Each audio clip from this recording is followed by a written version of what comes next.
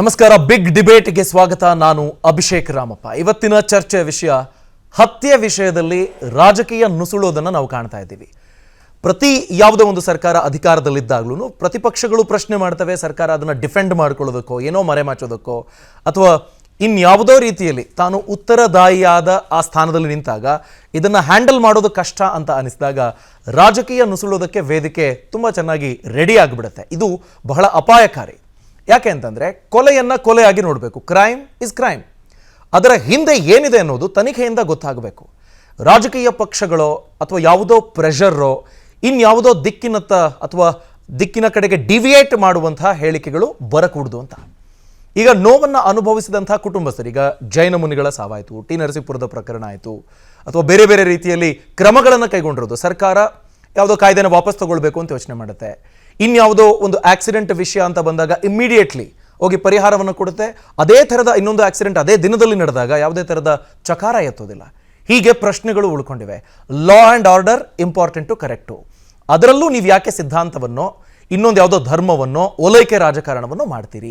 ಇದ್ರ ಬಗ್ಗೆ ಚರ್ಚೆ ಮಾಡ್ತಾ ಹೋಗೋಣ. ಪೊಲೀಸ್ ನಿವೃತ್ತ ಅಧಿಕಾರಿಗಳು ನಮ್ಮನ್ನು ಜಾಯಿನ್ ಆಗ್ತಾರೆ, ರಾಜಕೀಯ ಪಕ್ಷದ ಗಣ್ಯರು ಇರ್ತಾರೆ. ಇಷ್ಟೆಲ್ಲ ಯಾಕೆ ಚರ್ಚೆ ಆಗ್ತಿದೆ ಅಂದರೆ, ಜೈನ ಮುನಿಗಳ ಹತ್ಯೆ ಕೇಸು ಎಷ್ಟು ಭೀಭತ್ಸವಾಗಿತ್ತು ಅಂದರೆ ಜನ ಚರ್ಚೆ ಮಾಡೋದಕ್ಕೆ ಆರಂಭಿಸಿದ್ರು.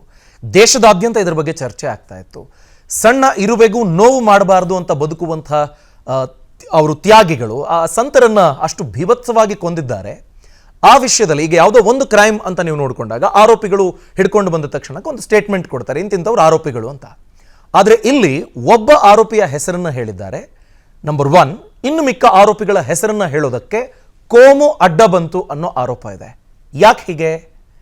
ಆ್ಯಂಡ್ ಪೊಲೀಸರ ಸ್ಟೇಟ್ಮೆಂಟ್ಗಳನ್ನು ಗಮನಿಸಿದಾಗ ಪ್ರೆಷರ್ ಇದೆ ಅನ್ನೋದ್ರ ಬಗ್ಗೆ ಇವತ್ತು ಸದನದಲ್ಲಿ ದೊಡ್ಡ ಮಟ್ಟದಲ್ಲಿ ಚರ್ಚೆ ಆಯಿತು. ಅಲ್ಲಿ ಕೇಳೋದು, ಪೊಲೀಸರು ತನಿಖೆಯನ್ನೇ ಮುಗಿಸಿರೋ ಹಾಗೆ ಮಾತಾಡ್ತಾರಲ್ಲ, ಅದು ಹೇಗೆ? ಇದೊಂದೇ ಪ್ರಕರಣಕ್ಕೆ ಅಂತಲ್ಲ, ಬೇರೆ ಬೇರೆ ಪ್ರಕರಣಗಳಿಗೂ ಇದೇ ಥರದ ಆರೋಪ ಕೇಳಿ ಬರ್ತಿದೆ. ಈ ಬಗ್ಗೆ ಚರ್ಚೆ ಮಾಡ್ತಾ ಹೋಗೋಣ. ನಮ್ಮ ಜೊತೆಗೆ ಈಗ ರಾಜಕೀಯ ಪಕ್ಷದ ಗಣ್ಯರು ಜಾಯ್ನ್ ಆಗಿದ್ದಾರೆ. JDSನ ವಕ್ತಾರ ರಾಜುಗೌಡ ಅವರಿದ್ದಾರೆ, ಸರ್ ಕಾರ್ಯಕ್ರಮಕ್ಕೆ ಸ್ವಾಗತ. BJPಯ ಚಂದ್ರಶೇಖರ್ ಇದ್ದಾರೆ, ಸರ್ ಕಾರ್ಯಕ್ರಮಕ್ಕೆ ಸ್ವಾಗತ. ಕಾಂಗ್ರೆಸ್ನ ಪ್ರತಿನಿಧಿ, ಹಾಗೆಯೇ ಈ ಸಬ್ಜೆಕ್ಟ್ನಲ್ಲಿ ಮಾತನಾಡೋದಕ್ಕೆ ಸ್ವಲ್ಪ ಹೋಲ್ಡ್ ಇರುವಂಥ ಎಕ್ಸ್ಪರ್ಟ್ಗಳ ಒಪಿನಿಯನ್ ನಿಮಗೆ ನಾವು ತರ್ತೀವಿ ಇನ್ನು ಕೆಲವೇ ಹೊತ್ತಿನಲ್ಲಿ. ಚಂದ್ರಶೇಖರ್ ಅವರೇ, ಕ್ರೈಮನ್ನು ಕ್ರೈಮ್ ಆಗಿ ನೋಡುವಂಥದ್ದಾಗಬೇಕು ಯಾವುದೇ ಸರ್ಕಾರ ಇರಲಿ. ಈಗ ನಿಮಗೆ ನಿಮ್ಮ ಏನು ವಿಚಾರಗಳಿದ್ದಾವೆ, CBI ತನಿಖೆ ಆಗಬೇಕು ಅಂತ ಕೇಳ್ತಿದ್ದೀರಿ. ರಾಜ್ಯ ಪೊಲೀಸ್ ಇಲಾಖೆ ಇದನ್ನು ನಿಭಾಯಿಸೋದಕ್ಕೆ ಆಗೋದೇ ಇಲ್ಲ ಅನ್ನೋ ರೀತಿಯಲ್ಲಿ ಶರ ಬರೆದು ಬಿಟ್ರೆ ಪೊಲೀಸರ ನೈತಿಕತೆ ಕುಗ್ಸ್ದಾಗೋದಿಲ್ವಾ ಸರ್? ನೋಡಿ, ಮತದಾನ ಮಾಡಿದ್ದ ಶಾಹಿ ಕೂಡ ಇನ್ನು ಬೆಳ್ಳಿಂದ ಆರಿಲ್ಲ. ಹೌದು. ಅದಕ್ಕೆ ಮುಂಚೆನೇ ಸಾಲು ಸಾಲಾಗಿ ಹಿಂದೂಗಳ ಹೆಣಗಳು ಬೀಳ್ತಾ ಇದ್ದಾವೆ. ಸಿದ್ದರಾಮಯ್ಯನವರ ಹಳೆ ಕೊಲೆ ಅಂತ ನೋಡಬೇಕು ಸರ್. ಕೊಲೆಯಿಂದಿರ್ತಕ್ಕಂತಹ ಇದು ಸಪೋರ್ಟ್ ಯಾವುದು ಅಲ್ಲ, ಹಿಂದೂ ಕೊಲೆ ಮುಸ್ಲಿಂ ಕೊಲೆ ಹಂಗಲ್ಲ. ಕೊಲೆ ಬರೀ ಹಿಂದೂಗಳನ್ನ ಕೊಲೆ ಆಗ್ತಿರೋದು ಯಾಕಾಗುತ್ತೆ? ಯಾವುದು ಪ್ರಾಬ್ಲಮ್ ಬರ್ತಿರೋದು ಅದಕ್ಕೇನೇನೆ. ಏನು 13ರಿಂದ 18ರವರೆಗೆ 28 ಜನ ಹಿಂದೂಗಳ ಹತ್ಯೆ ಆಯಿತು. ಆವತ್ತಿನ ಒಂದು ಪೀಠಿಕೆ ಬರ್ತಿದ್ರು ಸಿದ್ದರಾಮಯ್ಯನವರು. ಈ ಸರಿ ಮತ್ತೆ ವಾಪಸ್ ಬಂದ್ರೆ ಇದೇ ರೀತಿ ಮುಂದುವರಿತಕ್ಕಂಥ ಅನುಮಾನಗಳೆಲ್ಲ ಹೋದ್ದು. ಅದ್ರ ಜನ ಮರೆತು ಓಟ್ ಹಾಕಿದ್ರು. ಅದಾದ್ಮೇಲೆ ಏನಾಗಿದೆ ಇವತ್ತು ನೋಡಿ, ಜೈನ ಮುನಿಗಳ ಬರ್ಬರ ಹತ್ಯೆ ಆಯಿತು. ನಾಚಿಕೆ ಇಲ್ದಂಗೆ ಪೊಲೀಸ್ ಅವರು ಅದಕ್ಕೊಂದು 6 ಗಂಟೆ ಒಳಗಡೆ ರೀಸನ್ ಹೇಳ್ತಾರೆ ಅಂತ ಹೇಳಿದ್ರೆ ತನಿಖೆ ಆಗಿದೆಯೇನ್ರಿ? ಏನಂತ ಹೇಳಿದ್ರು, 5 ಲಕ್ಷಕ್ಕೂ 6 ಲಕ್ಷಕ್ಕೂ ಹಣ ಕೊಟ್ಟಿದ್ರು ಅಂತೇಳಿ. ಯಾರಾದರೂ ಹಣ ಕೊಟ್ಟರೆ ಹಣದ ವೆಚ್ಚಕ್ಕೆ ಅಷ್ಟೊಂದು ಬೀಭತ್ಸವಾಗಿ ಹತ್ಯೆ ಮಾಡ್ತಾರ? ಅದರಿಂದನೇ ಒಬ್ಬ ಮುಸ್ಲಿಂ ಇದ್ದ, ಆದ್ರೆ ಹಿಂದೂ ಹೆಸರನ್ನು ಹಾಕಿದ್ರು, ಇನ್ನೊಬ್ರು ಹೆಸರು ಹಾಕ್ಬೇಕಾರೆ ಮತ್ತೆ ಆಗ್ಲಿಲ್ಲ, ಇಮ್ಮಿಡಿಯೇಟ್ ಸೈಲೆನ್ಸ್ ಆಗೋಯ್ತು. ಫಸ್ಟ್ ಪಾಯಿಂಟ್ ಗೊತ್ತಿಲ್ಲ, ಯಾಕೆ ಗೊತ್ತಾ? ಈಗ ನೋಡಿ, 6 ಲಕ್ಷಕ್ಕೆ ಇಷ್ಟು ಬೀಭತ್ಸವಾಗಿ ಕೊಲೆ ಮಾಡ್ತಾರೆ, ಅದನ್ನ ನಾವು ಡಿಸೈಡ್ ಮಾಡಕ್ ಆಗಲ್ಲ, ಅದು ತನಿಖೆಯಿಂದ ಗೊತ್ತಾಗುತ್ತೆ. ಸೆಕೆಂಡ್ ಪಾಯಿಂಟ್ ನೀವು ಕೇಳ್ತಿರೋದ್ರಲ್ಲಿ ಸ್ಟಫ್ ಇದೆ. ಯಾಕೆ ಆರೋಪಿ ಹೆಸರನ್ನು ಯಾಕೆ ಹೇಳೋದು? ಅದಾದ್ಮೇಲೆ ಎರಡನೇ ಇನ್ಸಿಡೆನ್ಸ್ ನೆನ್ನೆ ನಡೀತು. ಎಲ್ಲಿ? ಟಿ ನರಸೀಪುರದೊಳಗಡೆಗೆ. ಅಲ್ಲಿ ಹನುಮಾನ್ ಜಯಂತಿಯ ವಿಷಯದೊಳಗಡೆಗೆ ಮರ್ಡರ್ ಆಯ್ತು. ಹನುಮಾನ್ ಜಯಂತಿ ವಿಷಯದೊಳಗೆ ಅದನ್ನು ದಾರಿ ತಪ್ಪಿಸಿದ್ರಾಗಲೇ ಪೊಲೀಸರು ಏನಂತೇಳಿ ಪುನೀತ್ ರಾಜ್ಕುಮಾರ್ ಅವರ ಫೋಟೋ ಇಟ್ಕೊಂಡು, ಅಕಸ್ಮಾತ್ ಏನಾದ್ರು ಪುನೀತ್ ರಾಜ್ಕುಮಾರ್ ವಿಷಯ ಆಗಿದ್ದಿದ್ರೆ ಅಲ್ಲೇ ಗಲಾಟೆ ಆಗ್ಬೇಕಾಗಿತ್ತು ಸ್ವಾಮಿ. ಸಂಜೆವರೆಗೂ ಕಾದು ಅವ್ರನ್ನ ಒಂದ್ ಕಡೆಗೆ ಕರ್ಕೊಂಡೋಗಿ ಇಷ್ಟೊಂದು ಬೀಭತ್ಸವಾಗಿ ಹತ್ಯೆ ಮಾಡ್ತಾರೆ. ಹತ್ಯೆ ಮಾಡಿದ್ಯಾರು? ಮತ್ತೆ ಅಲ್ಲಿ ಚುಚ್ಚಿದ್ಯಾರು? ಮತ್ತೆ ಒಬ್ಬ ಮುಸ್ಲಿಂ ಮತಾಂಧ. ಆದ್ರೆ ಮತ್ತೆ ತಿರ್ಗಾ ಕೇಸ್ ಒಳಗಡೆ ಅವನ ಹೆಸರನ್ನ ಸೇರಿಸಲಿಲ್ಲ. ಯಾಕೆ? ಎಲ್ಲಿಂದ ಬರ್ತಾ ಇದೆ ಒತ್ತಡ? ಪೊಲೀಸರಿಗೆ ಯಾರು ಒತ್ತಡ ಮಾಡ್ತಾ ಇದ್ದಾರೆ? ಮೇಲ್ಗಡೆಯಿಂದ ಒತ್ತಡ ಬರ್ತಾ ಇದೆ. ಇವತ್ತ ಬಂದಿದ್ದು ಒತ್ತಡ ಅದು ಸರ್ಕಾರ ಬಂದು ಈಗ 15 ದಿವಸಕ್ಕೆ ಮುಂಚೆನೇ ಎಲ್ಲ ಸ್ಟೇಷನ್ಗಳಿಗೂ ಇನ್ಫಾರ್ಮೇಶನ್ ತರ ಕೊಟ್ಟರು. ಅದು ಪೇಪರ್ಗಳೆಲ್ಲ ಬಂತು, ನೀವು ಮಾಧ್ಯಮಗಳು ಹೇಳಿದ್ರಿ. ಏನಂತ ಹೇಳ್ತು ಸರ್ಕಾರ? ಮುಸಲ್ಮಾನರ ಮೇಲೆ ಏನಾದ್ರೂ ಕೇಸ್ ಬಂದ್ರೆ, ದೊಂಬಿ ಗಲಾಟೆಗಳ ಕೇಸ್ ಬಂದ್ರೆ ನೀವು ಕೇಸ್ ರಿಜಿಸ್ಟರ್ ಮಾಡ್ಕೋಬೇಡಿ, ನಮಗೆ ತಿಳಿಸಿ, ನಾವು ಹೇಳಿದ್ಮೇಲೆ ನೀವು ರಿಜಿಸ್ಟರ್ ಮಾಡಿದ್ರೆ ಅರ್ಥ ಏನ್ರಿ? ಇವ್ರು ಕ್ರಿಮಿನಲ್ಗಳಲ್ಲಿ ಜಾತಿ ನೋಡಕ್ ಹೋದ್ರು. ಅದಾದ ಮೇಲೆ ಲಿಟ್ರಲಿ ವರ್ಡ್ ಬೈ ವರ್ಡ್ ನೀವು ಹೇಗೆ ಹೇಳಿದ್ರು ಹಾಗೆ ಇತ್ತ ಅನ್ನೋದ್ರ ಬಗ್ಗೆ ನನಗೆ ಕ್ಲಾರಿಟಿ ಇಲ್ಲ, ಅದನ್ನ ನಾನು ಅನುಮೋದಿಸೋದಕ್ಕೆ ಆಗೋದಿಲ್ಲ. ಬಟ್ ಸ್ಟಿಲ್ ಚರ್ಚೆಗೆ ಹೊರಪಡಿಸೋಣ. ಇದಾದ ಮೇಲೆ ನೀವು ಬಂದಾಗ ಪ್ರತಿಯೊಂದು ಹೇಳಿಕೆಗಳು, ನೀವು ಮಾಡ್ತಿರ್ತಕ್ಕಂಥ ಕೆಲಸಗಳು ಏನ್ ಹೇಳ್ಕೊಂಡ್ ಬಂದ್ರಿ, ಮಾರಲ್ ಪೊಲೀಸಿಂಗ್ ಮಾಡಿದ್ರೆ ಒಂದು ಒಳಗಡೆ ಆಗ್ತೀವಿ. ಅದಾದ್ಮೇಲೆ ಗೋ ಹತ್ಯೆ ಏನಾದ್ರು ವಿಷಯಕ್ಕೆ ಹೇಳಿದ್ರೆ ಗೋ ಹತ್ಯೆ ನಿಷೇಧ ವಾಪಸ್ ತಗೊಂತೀವಿ. ಅದಾದ್ಮೇಲೆ ಏನ್ ಮಾಡಿದ್ರಿ, ಯಾವುದೋ ಒಬ್ಬ ಕಾರಣಕ್ಕೋಸ್ಕರ ಹತ್ಯೆ ಆಗಿದ್ದವನಿಗೆ ತಗೊಂಡೋಗಿ ಅಲ್ಲಾಗ್ಲಿ ನನ್ನ ಪರಿಹಾರ ನಿಧಿ ಕೊಟ್ಕೊಂಡ್ರಿ, ಯಾವುದೋ ಒಂದು ಕೋಮಿನವರಿಗೆ ಪರಿಹಾರ. ಇದನ್ನ ಭೇದಿಸೋದಕ್ಕೆ ನಮ್ಮ ಪೊಲೀಸ್ ಕೈಲಿ ಆಗಲ್ಲ, ಸಿಬಿಐನೇ ಬೇಕು ಅನ್ನೋದಕ್ಕೆ ಜಸ್ಟಿಫಿಕೇಶನ್ ಯಾಕೆ ಅಂತ ಹೇಳಿದ್ರೆ ಪೊಲೀಸರು ಆಗ್ಲೇ ನೆನ್ನೆ ಈ ಸರ್ಕಾರ ಏನ್ ಹಿಂದೂ ವಿರೋಧಿ ಸರ್ಕಾರ ಇದೆಯಲ್ಲ, ಈ ಸರ್ಕಾರದ ಅಣತಿಯ ಮೇಲೆಗೆ ಆಗ್ಲೇ ಎನ್ಕ್ವೈರಿ ಮುಂಚೆನೆ ಡಿಸಿಷನ್ ತಗೊಂಡ್ಬಿಟ್ಟಿದ್ದಾರೆ. ಇದು ಯಾವ ವಿಷಯ ಅಂತ ಡಿಸಿಷನ್ ತಗೊಂಡಿದ್ದಾರೆ. ಯಾವುದೇ ಒಬ್ಬ ಅನ್ಯ ಕೋಮಿನ ವ್ಯಕ್ತಿಯನ್ನ ಅವನೇ ಕೊಲೆ ಮಾಡಿದ್ರು ಕೂಡ ಅದರೊಳಗಡೆ ಸೇರಿಸ್ತಿಲ್ಲ. ಆಯ್ತು, ಅಕಸ್ಮಾತ್ ಏನು ಅನ್ಯಾಯ ಆಗಿಲ್ಲ ಅಂತ ಹೇಳಿದ್ರೆ ಸಿಬಿಐ ಕೊಡಕ್ ನೀವ್ ಯಾಕೆ ಎದುರ್ಕೊಂತೀರಿ? ಸಿಬಿಐ ಕೊಟ್ರೆ ಏನಾಗುತ್ತೆ ಅಂತ ಹೇಳಿದ್ರೆ ನಿಮ್ಮ ಯಾರು ಬಾಂಧವರಿದ್ದಾರಲ್ಲ ಅವ್ರು ಒಳಗಡೆ ಬರ್ತಾರೆ, ಸರ್ಕಾರದ ಕರಾಳ ಮುಖ ಆಚೆ ಕಡೆಗೆ ಬರ್ತಾರೆ ಸಿಬಿಐ ಇಂದ. ಉತ್ತರ ಪಡ್ಕೊಳ್ತೀನಿ ಸರ್. ರಾಜು ಸರ್, ಈಗ ಕ್ರೈಮ್ ಆಗಿ ನೋಡಬೇಕು, ಹಿಂದೂ ಕೊಲೆ ಮುಸ್ಲಿಂ ಕೊಲೆ ಅಂತಲ್ಲ. ಆದ್ರೆ ಆರೋಪಿಗಳ ಹೆಸರುಗಳನ್ನು ರಿವೀಲ್ ಮಾಡೋ ವಿಷಯದಲ್ಲಂತೂ ಡೆಫಿನೆಟ್ಲಿ ಪ್ರಶ್ನೆಗೆ ಸರ್ಕಾರ ಉತ್ತರಿಸಬೇಕಾಗತ್ತೆ. ಅಂಡ್ ಮೋರ್ ಓವರ್, ಗೃಹ ಸಚಿವರು ಬಂದ ಮೇಲೆ ಉತ್ತರ ಕೊಡ್ತಾರೆ ಅನ್ನೋದಿದೆಯಲ್ಲ, ಅದು exactly in word and spirit ಹಂಗೆ ಅಕ್ಸೆಪ್ಟ್ ಮಾಡ್ಕೊಳ್ಳೋದಕ್ಕೆ ಅವಕಾಶ ಇಲ್ಲ. ಜನ ಅದನ್ನ ಎಕ್ಸ್ಪೆಕ್ಟ್ ಮಾಡೋದಿಲ್ಲ. ಪ್ಲೀಸ್. ಈಗ ನೋಡಿ, ಈ ನಾಡಿನ ಸಂತ ಅವರು, ಎಸ್ ಸರ್, ಖಂಡಿತವಾಗ್ಲೂ ಈ ನಾಡಿನ ಸಂತ ಅವರು. ಬಟ್ ಅವ್ರು ಕೊಲೆ ಆಗಿರೋದು ನಿಜವಾಗ್ಲೂ ವಿಷಾದನೀಯವಾದ ಸಂಗತಿ. ನೋಡಿ, ಈ ನಾಡಲ್ಲಿ ಹಿಂದೂ ಇದ್ದಾರೆ, ಮುಸ್ಲಿಮ್ಸ್ ಇದ್ದಾರೆ, ಕ್ರಿಶ್ಚಿಯನ್ರು ಇದ್ದಾರೆ, ಜೈನರು ಇದ್ದಾರೆ, ಬೌದ್ಧಿಸ್ಟ್ ಇದ್ದಾರೆ. ಎಲ್ಲ ಜನಾಂಗಗಳಿಗೂ ಮತ್ತು ಎಲ್ಲ ಧರ್ಮಗಳಿಗೂ ತಂದೆ ಆದಂಥ ಒಂದು ಸೈದ್ಧಾಂತಿಕ ಹಿನ್ನೆಲೆ ಇದೆ. ಈ ನಾಡಿನಲ್ಲಿ ಸರ್ವಧರ್ಮ ಸಮನ್ವಯ ಅನ್ನೋ ಒಂದು ಭಾವನೆಯಲ್ಲಿ ಇಟ್ಕೊಂಡು ಹೋಗ್ತಾ ಇದ್ದೀವಿ. ಯಾರೇ ತೀರ್ಕೊಳ್ಳಿ, ಯಾರದೇ ಒಂದು ಕೊಲೆ ಆಗಲಿ, ಈಗ ಒಬ್ಬ ಮುಸ್ಲಿಂ ಕೊಲೆ ಆಗಲಿ ಅದು ಕೊಲೆ ಅಂತಲೇ ಕನ್ಸಿಡರ್ ಮಾಡೋದು, ಒಬ್ಬ ಹಿಂದೂ ಕೊಲೆ ಆಗಲಿ ಅದು ಕೊಲೆ ಅಂತಲೇ ಕನ್ಸಿಡರ್ ಮಾಡೋದು. ಸೊ ಈಗಿದ್ದಂಥ ಪರಿಸ್ಥಿತಿಲಿ ಇಲ್ಲಿ ಕೊಲೆ ಆಗಿದೆ, ತನಿಖೆ ಆಗಬೇಕು, ಆಯಿತಾ. ಆಮೇಲೆ ಒಬ್ಬರ ಹೆಸರು ಮಾತ್ರ ಬಾಯಿ ಬಿಟ್ಟರು ಅಂತ. ಯಾಕೆಂದರೆ ನಾನು ಒಂದಷ್ಟು ದಿನ ಕ್ರೈಮ್ ಬೀಟ್ ಮಾಡಿದಂಥವನು, ಒಬ್ಬ ಪತ್ರಕರ್ತನಾಗಿದ್ದವನು. ಇಲ್ಲಿ ಕೆಲವು ವಿಚಾರಗಳನ್ನ ನಾವು ಮನನ ಮಾಡ್ಕೊಳ್ತಾ ಹೋದರೆ, ಆದರೆ ಅವರು ಯಾರೋ ಒಬ್ರು ಸ್ಟೇಟ್ಮೆಂಟ್ ಕೊಟ್ಟಿದ್ದಾರೆ ಅಂತ ನಮ್ಮ BJP ವಕ್ತಾರರು ಹೇಳಿದ್ರು. ಆ ಸ್ಟೇಟ್ಮೆಂಟ್ಗಳು ಈ ಕೆಲವು ಸತಿ ಏನಾಗ್ತವೆ, ತನಿಖೆ ದಾರಿ ತಪ್ಪುತ್ತೆ ಅಂತೇಳಿ. ಈಗ ಗೌರಿ ಲಂಕೇಶ್ವರ್ ಹತ್ಯೆ ಕೇಸಲ್ಲಿ ಎಷ್ಟು ದಿನ ಹೆಸರು ಗೊತ್ತಿದ್ರು ಕೂಡ ಆಚೆ ಬಿಡಲಿಲ್ಲ. ಅದು ನಮಗೂ ಗೊತ್ತು, ನಿಮಗೂ ಗೊತ್ತು. ಇಂಥ ವಿಚಾರಗಳಲ್ಲಿ ಏನಾಗ್ತವೆ, ಬೇರೆಯವ್ರು ತಪ್ಪಿಸ್ಕೊಳ್ಳೋಕೆ ಒಂದು ಅವಕಾಶ ಆಗುತ್ತೆ ಅಂತೇಳಿ ಪೊಲೀಸ್ನವ್ರು ಬಿಟ್ಟಿಲ್ಲ ಅನ್ನೋದಾಗಿದೆ. ಆಮೇಲೆ ಸ್ಟೇಟ್ಮೆಂಟ್ ಕೊಟ್ಟರು ಹಣಕಾಸಿಗೋಸ್ಕರ ಆಗಿದೆ ಅಂತ. ಬಹುಶಃ ಅದು ಯಾರು ಸ್ಟೇಟ್ಮೆಂಟ್ ಕೊಟ್ಟರು ನಂಗೆ ಗೊತ್ತಿಲ್ಲ. ಬಟ್ ತೀವ್ರವಾದ ತನಿಖೆ ಆಗಲೇಬೇಕಾಗ್ತದೆ. ಇಂಥ ವಿಚಾರಗಳಲ್ಲಿ ತನಿಖೆ ಆಗದಿದ್ದಾಗ ಏನಾಗುತ್ತೆ, ಜನಗಳನ್ನ ಮಿಸ್ಲೀಡ್ ಮಾಡ್ತೀವಿ. ಆಮೇಲೆ ಜೈನ ಸಮುದಾಯ, ನಿಜವಾಗ್ಲೂ ನಾನು ಜೈನ ಸಮುದಾಯದ ಕೆಲವು ವಿಚಾರಗಳನ್ನ ನೆನೆಸ್ಕೊಂಡ್ರೆ ನಿಜವಾಗ್ಲೂ ಎಲ್ಲೋ ಒಂದು ಕಡೆ ನೋಡಿ, ಅವರು ಊಟ ಇಡೀ ದಿನಕ್ಕೆ ಆ ಮುನಿಗಳು ಒಂದೇ ದಿನದಲ್ಲಿ ಒಂದೊತ್ತು ಊಟ ಮಾಡಿದ್ರು, ಇಲ್ಲ ಅಂದ್ರೆ ಇಲ್ಲ. ಆಮೇಲೆ ಅವರ ಕೇಶನು ಕೂಡ ಅವರು ಪಾಪ ತಮ್ಮ ಕೈಯಿಂದ ಕಿತ್ಕೊಂತಾರೆ. ಆಮೇಲೆ ನಾನ್ ವೆಜ್ ತಿನ್ನಲ್ಲ, ಒಂದು ಪ್ರಾಣಿಗಳಿಗೂ ನೋವು ಮಾಡಲ್ಲ. ಎಲ್ಲೋ ಒಂದು ಕಡೆ ಸಲ್ಲೇಖನ ವ್ರತ ಅಂತ ಒಂದು ವ್ರತ ಮಾಡೋವಂಥ ಸಂದರ್ಭದಲ್ಲಿ ಒಂದು ಓದಿದ್ದ ನೆನಪು ನನಗೆ. ಒಂದು ಪ್ರಾಣಿ ಏನಾದರೂ ಅರ್ಚ್ಕೊಂಡ್ರೆ ಆ ಟೈಮಲ್ಲಿ ಅವ್ರು ಊಟ ಮಾಡ್ತಾ ಇದ್ರು, ಊಟ ಬಿಡ್ತಾರೆ. ವರ್ಷಾನುಗಟ್ಲೆ ಅಲ್ಲ ತಿಂಗಳಾನುಗಟ್ಲೆ ಊಟ ತಿಂಡಿ ಬಿಡೋ ಅಂತ ಒಂದು ಜನತೆಗೋಸ್ಕರನೂ ಅಟ್ಲೀಸ್ಟ್ ಸಮಾಜಕ್ಕೋಸ್ಕರನೂ ಏನಾದ್ರು ಒಂದು ಆಗಲಿ ಅನ್ನೋ ಒಂದು ಭಾವನೆ ಇಟ್ಕೊಂಡು ಮಾಡೋವಂಥವ್ರು. ಇಂಥ ಒಂದು ಹತ್ಯೆ ಇದೆಯಲ್ಲ, ಇದು ನಾಡಿಗೆ ಕೊಟ್ಟಂಥ ಘೋರ ಹತ್ಯೆ. ಬಟ್ ಇದ್ರ ವಿಚಾರವಾಗಿ ಮುಖ್ಯಮಂತ್ರಿಗಳು ರಿಯಾಕ್ಟ್ ಮಾಡಬೇಕಾಗಿತ್ತು ಅನ್ನೋದು ನನ್ನ ಭಾವನೆ. ಯಾಕಂದ್ರೆ ಈಗ ಅವರು ರಿಯಾಕ್ಟ್ ಮಾಡ್ತಾರೋ ಬಿಡ್ತಾರೋ ಅದು ಅವ್ರ ವೈಯಕ್ತಿಕ. ಆದರೆ ಒಬ್ಬ ನಾಡಿನ ಸಂತನ ಹತ್ಯೆ ಆಗಿದೆ, ಈ ಸಂದರ್ಭದಲ್ಲಿ ಅಟ್ಲೀಸ್ಟ್ ಅವ್ರು ಒಂದು ರಿಯಾಕ್ಷನ್ ಮಾಡಬೇಕಾಗಿತ್ತು. ಮತ್ತು ಅಲ್ಲಿ ಹೋಗಿ ಏನು ಪಾಪ ಅವ್ರು ಇವತ್ತು ಹೋರಾಟಕ್ಕೆ ಕೂತಿದಾರಲ್ಲ, ಅಲ್ಲಿ ಹೋಗಿ ಇವ್ರ ಸರ್ಕಾರದ ವತಿಯಿಂದ ಯಾರನ್ನು ಹೋಗಿ ಅವ್ರನ್ನ ಒಂದು ರೌಂಡ್ ಸಮಾಧಾನ ಮಾಡಿ, ನೋಡಿ ಅದು ಕೋಮು ಚಿಕ್ಕದು ಅಂತೇಳಿ ನಾವು ಅವರನ್ನು ಕಡೆಗಣಿಸೋದು ತಪ್ಪಾಗತ್ತೆ. ಯಾಕೆಂದರೆ ಜೈನರು ಯಾವತ್ತೂ ಯಾರಿಗೂ ತೊಂದರೆ ಕೊಟ್ಟಂಥ ಜನ ಅಲ್ಲ. ಅವರಾಯಿತು, ಅವ್ರ ಕೆಲಸ ಆಯಿತು ಅನ್ನೋ ರೀತಿ ಇದ್ದಂಥವ್ರು. ಆಮೇಲೆ ಕೊಲೆ ವಿಚಾರದಲ್ಲೂ ಅಷ್ಟೇ ಹಣಕಾಸಿನ ವ್ಯವಹಾರ ನಡೆದಿದೆ ಅಂತಾರೆ. ಸೂಕ್ತವಾದ ತನಿಖೆ ಆಗಲಿ, ಪರಿಸ್ಥಿತಿ ಬಂದರೆ CBI ಕೊಡಬೇಕು ಅನ್ನೋ ಪರಿಸ್ಥಿತಿ ಬಂದರೆ ಕೊಡಲಿ, ಅದರಲ್ಲೇನು ತಪ್ಪೇನಿಲ್ಲ. ಆದರೆ ಇದನ್ನು ಎಲಾಬ್ರೇಟ್ ಮಾಡೋವಂಥದ್ದು, ಆಮೇಲೆ ಕೋಮುಗಳ ವಿಚಾರದಲ್ಲಿ ಘರ್ಷಣೆ ತರುವಂಥದ್ದು ಬೇಡ. ಯಾಕೆಂದರೆ ಈ ನಾಡಿನಲ್ಲಿ ಎಲ್ಲರೂ ಒಟ್ಟಿಗೆ ಬಾಳಬೇಕಾದಂಥ ಈ ಒಂದು ನಾಡು, ಜಾತ್ಯತೀತ ಚಿಂತನೆ ಇರುವಂಥ ನಾಡು. ಇಲ್ಲಿ ಎಲ್ಲ ಜನಾಂಗದವರು ಇದ್ದೀವಿ, ಆಯಿತಾ. ಜಾತಿ ವಿಚಾರಕ್ಕೆ ಬಂದಾಗೂ ಅಷ್ಟೇ, ಧರ್ಮದ ವಿಚಾರಕ್ಕೆ ಬಂದಾಗೂ ಅಷ್ಟೇ. ಕೊಲೆ ಅಂತ ಮಾಡಿದ್ಮೇಲೆ ಯಾರೇ ಮಾಡಿದ್ರು ಅದು ಕೊಲೆ. ಸಾವು ಅಂತ ಆದರೆ ಎಲ್ಲರ ಮನೆಗೂ ಸಾವೇ. ಅದು ಒಬ್ಬ ಮುಸಲ್ಮಾನನ ಮನೇಲಾದರೂ ಸಾವೇ, ಹಿಂದೂ ಮನೇಲಾದರೂ ಸಾವೇ. ದಯವಿಟ್ಟು ಇದನ್ನು ಮನಸ್ಸಿನಲ್ಲಿ ಇಟ್ಕೊಂಡು ತೀವ್ರವಾದ ತನಿಖೆಗೊಳಪಡಿಸಿ ಮುಂದಿನ ದಿನಗಳಲ್ಲಿ, ಯಾಕೆಂದರೆ ನಮ್ಮ ನಾಡಿನ ಪೊಲೀಸ್ನವ್ರು, ಕರ್ನಾಟಕದ ಪೊಲೀಸ್ನವ್ರ ಬಗ್ಗೆ ನಮಗೂ ಅಪಾರವಾದ ಗೌರವ ಇದೆ. ಇಡೀ ಇಂಡಿಯಾದಲ್ಲೇ ತಂದೆ ಆದಂಥ ಒಂದು ವೈಯಕ್ತಿಕ ವರ್ಚಸ್ಸನ್ನು ಉಳಿಸ್ಕೊಂಡ್ರು ಅಂತರು. ಯಾಕೆಂದರೆ ರಾಜೀವ್ ಗಾಂಧಿ ಅತಿಯಾದಂಥ ಸಂದರ್ಭದಲ್ಲಿ ಬೇರೆ ಯಾರು ಬಂದು ಆ ಕೇಸನ್ನು ಡೀಲ್ ಮಾಡಲಿಲ್ಲ, ಕರ್ನಾಟಕ ಪೊಲೀಸೇ ಡೀಲ್ ಮಾಡಿದ್ದು. ಶಿವರಾಸನ್ನ ಹಿಡಿದಿದ್ದು ಇದೇ ಕರ್ನಾಟಕದಲ್ಲಿ ಕೋಣನಕುಂಟೆಯಲ್ಲಿ, ನಮಗೂ ಗೊತ್ತು ನಿಮಗೂ ಗೊತ್ತು. ಅಂಥ ಒಂದು ತಾಕತ್ತಿರುವಂಥ ಪೊಲೀಸ್ ಡಿಪಾರ್ಟ್ಮೆಂಟ್ ನಮ್ಮದು. ಸೊ ಅವ್ರ ತನಿಖೆ ಬಗ್ಗೆ ನಮಗೂ ಒಂದು ಒಳ್ಳೆ ಅಭಿಪ್ರಾಯ ಇದೆ. ಅದನ್ನು ಮೀರಿ ಪರಿಸ್ಥಿತಿ ಬೇಕು ಅಂದಾಗ CBI ಕೊಡೋದ್ರಲ್ಲಿ ನಮ್ದೇನು ಅಬ್ಜೆಕ್ಷನ್ ಇಲ್ಲ. ಇನ್ನಷ್ಟು ಡೀಟೇಲ್ಸ್ ಪಡ್ಕೊಳ್ತೀನಿ ಸರ್. ಈಗ ಕಾಂಗ್ರೆಸ್ನ ಕೆಪಿಸಿಸಿ ವಕ್ತಾರರು, ಕಾಂಗ್ರೆಸ್ನ ಪ್ರತಿನಿಧಿ ಅನಿಲ್ ಕುಮಾರ್ ಅವರು ನಮ್ಮ ಜೊತೆಗಿದ್ದಾರೆ. ಸರ್, ಕಾರ್ಯಕ್ರಮಕ್ಕೆ ಸ್ವಾಗತ. ನೇರ ಸಂಪರ್ಕದಲ್ಲಿ ವಜ್ರದೇಹಿ ಮಠದ ರಾಜಶೇಖರಾನಂದ ಸ್ವಾಮೀಜಿ ಅವರು ಜಾಯ್ನ್ ಆಗಿದ್ದಾರೆ. ನಮಸ್ತೆ ಸರ್. ನಮಸ್ತೆ. ಮೊದಲಿಗೆ ಅನಿಲ್ ಅವರ ರಿಯಾಕ್ಷನ್ ಪಡ್ಕೊಂಡು ಬರೋಣ ಸರ್. CBI ತನಿಖೆ ಕೊಡೋದಿಲ್ಲ ಅಂತ ಗೃಹ ಸಚಿವರು ಮಾತಾಡಿದ್ರು. ಈಗ ಈ ಹಿಂದೆ ಆಗಿರೋದ್ರ ಡೆವಲಪ್ಮೆಂಟು, ರಿಯಾಕ್ಷನ್ಸ್ ಅನ್ನು ನೀವು ಗಮನಿಸಿದ್ರೆ ಸದನದಲ್ಲಿ ಚರ್ಚೆ ಆಗಿದ್ದು, ಪ್ರೆಷರ್ ಪಾಲಿಟಿಕ್ಸ್ ನಡೆದಿದೆ ಅನ್ನೋ ಥರದ ಆರೋಪ, ಪೊಲೀಸರು ಕೊಡ್ತಿರುವಂತಹ ಹೇಳಿಕೆಗಳು, ತನಿಖೆಯನ್ನೇ ಮುಗಿಸ್ಬಿಟ್ವಿ ಅನ್ನೋ ಥರದಲ್ಲಿ 6 ಗಂಟೆಗಳಲ್ಲಿ ಫಿನಾನ್ಷಿಯಲ್ ಪ್ರಾಬ್ಲಮ್ ಅನ್ನೋ ಥರ ಹೇಳ್ತಿದ್ದಾರೆ. ಹಾಗಾಗಿ ನಂಬಿಕೆ ಇಲ್ಲ ಅಂತಿದ್ದಾರೆ. ನಿಮ್ಮ ಜಸ್ಟಿಫಿಕೇಶನ್ ಏನು? ಈಗ ಮೊದಲನೇದಾಗಿ ಹೋಮ್ ಮಿನಿಸ್ಟ್ರಿ ಹೇಳಿರುವಂಥದ್ದು, ರಾಜ್ಯ ಸರ್ಕಾರ ಬೇಕಾದಷ್ಟು ಎಕ್ವಿಪ್ಡ್ ಆಗಿದೆ ಯಾವ ವಿಚಾರದಲ್ಲಿ, ತನಿಖೆ ಮಾಡುವಂಥ ವಿಚಾರದಲ್ಲಿ.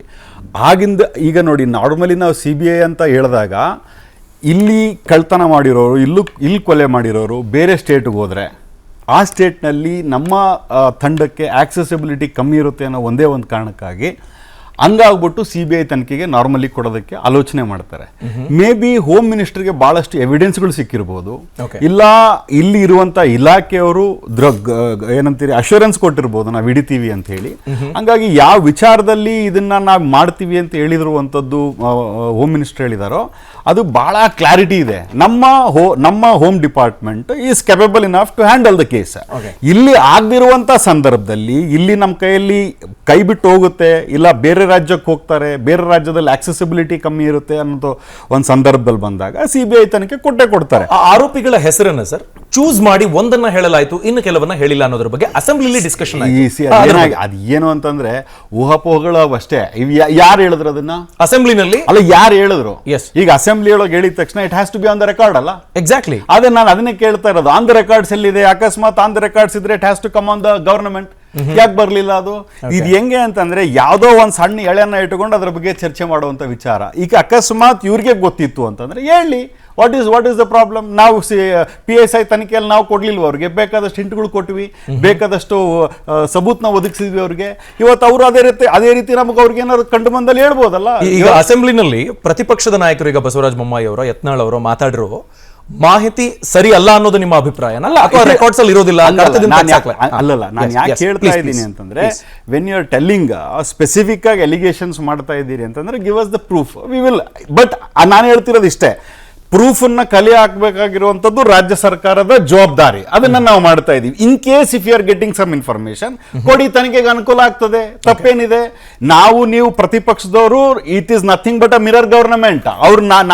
ನಾವೇನು ಮಾಡ್ತಾ ಇದೀವಿ ಅನ್ನೋದನ್ನ ತಪ್ಪಿದ್ದಲ್ಲ ಅವ್ರು ತಿಳಿಸಿ ಹೇಳ್ಬೇಕಾಗಿರುವಂತದ್ದು ಆದ್ಯ ಕರ್ತವ್ಯ ಅವ್ರದ್ದು.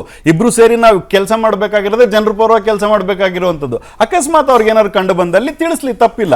ಆದ್ರೆ ಇಲ್ಲಿ ವಿಚಾರ ಬಂದಿರುವಂತದ್ದೇನು, ಈ ಒಂದು ಇಶ್ಯೂನ ಪೋಲರೈಸೇಷನ್ ಮಾಡೋದಿದೆಯಲ್ಲ, ಅದು ಯಾವ ಮಟ್ಟಿಗೆ ಸರಿ ಅನ್ನೋಂಥದ್ದು. ಇವಾಗ ನಾನೇ ನಿಮಗೊಂದು ಸಿಂಪಲ್ ಆದಂತ ಪ್ರಶ್ನೆ ಕೇಳ್ತೀನಿ, ತಮ್ಗಾಗಿರ್ಬೋದು, BJP ವಕ್ತಾರರಿಗಾಗಿರ್ಬೋದು, ಅವ್ರ ಸಮಯ ಬಂದಾಗ ಅವ್ರು ಮಾತಾಡ್ಲಿ.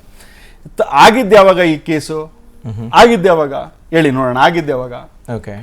3 days ಬ್ಯಾಕ್ ಆಗಿದೆ. ಸೊ ಇನ್ನೂ ಏನದು ಇನ್ವೆಸ್ಟಿಗೇಷನ್ ಪ್ರೊಸೆಸ್ ಅಲ್ಲಿ ಇದೆ.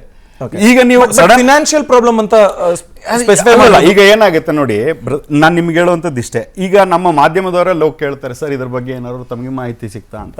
ಇನಿಷಿಯಲಿ ಬೇಕಾದಷ್ಟು ಮಾಹಿತಿಗಳು ಸಿಕ್ಕಿರ್ತದೆ, ಅದರೊಳಗಡೆ ಫಿಲ್ಟರ್ ಮಾಡಿ ಕೆಲವೊಂದು ಪ್ರೋಸೆಸ್. ಆಗಲೇ ನನ್ನ JDS ಮಿತ್ರರು ಹೇಳಿದಾಗೆ ಕೆಲವೊಂದು ಸಂದರ್ಭದಲ್ಲಿ ಕೆಲವೊಂದು ವಿಚಾರವನ್ನ ಪೊಲೀಸರಾಗಿರ್ಲಿ, ಇಲ್ಲ ನಮ್ಮ ಹೋಮ್ ಡಿಪಾರ್ಟ್ಮೆಂಟ್ ಆಗಿರ್ಲಿ ಹೇಳಲಿಕ್ಕೆ ಆಗೋದಿಲ್ಲ. ಯಾಕಂದ್ರೆ ಅಲ್ಲಿಂದ ಕಳ್ಳರು ತಪ್ಪಿಸ್ಕೊಳ್ಳುವಂಥ ಚಾನ್ಸಸ್ ಇರ್ತದೆ. ಅಕಸ್ಮಾತ್ ನಾವು ಸಡನ್ ಆಗಿ ಎಲ್ಲಾನು ನಾವು ರಿವೀಲ್ ಮಾಡಿಬಿಟ್ವಿ ಅಂತಂದ್ರೆ of course we have to do intelligence ಒಂದು ಲೆವೆಲ್ಗೆ ಅಲ್ಲಿ ಆಕ್ಟಿವ್ ಆಗಿ ಕೆಲಸ ಮಾಡ್ತಾ ಇದೆ. ಅದನ್ನ ನಾವು ಹೇಳಬೇಕು ಅಂತಂದ್ರೆ ಬೇರ್ ಮಿನಿಮಮ್ ಒಂದು 5 to 6 days ಟೈಮ್ ಬೇಕಲ್ಲ, ವಿತೌಟ್ ದ ಪ್ರಾಪರ್ ಇನ್ವೆಸ್ಟಿಗೇಷನ್.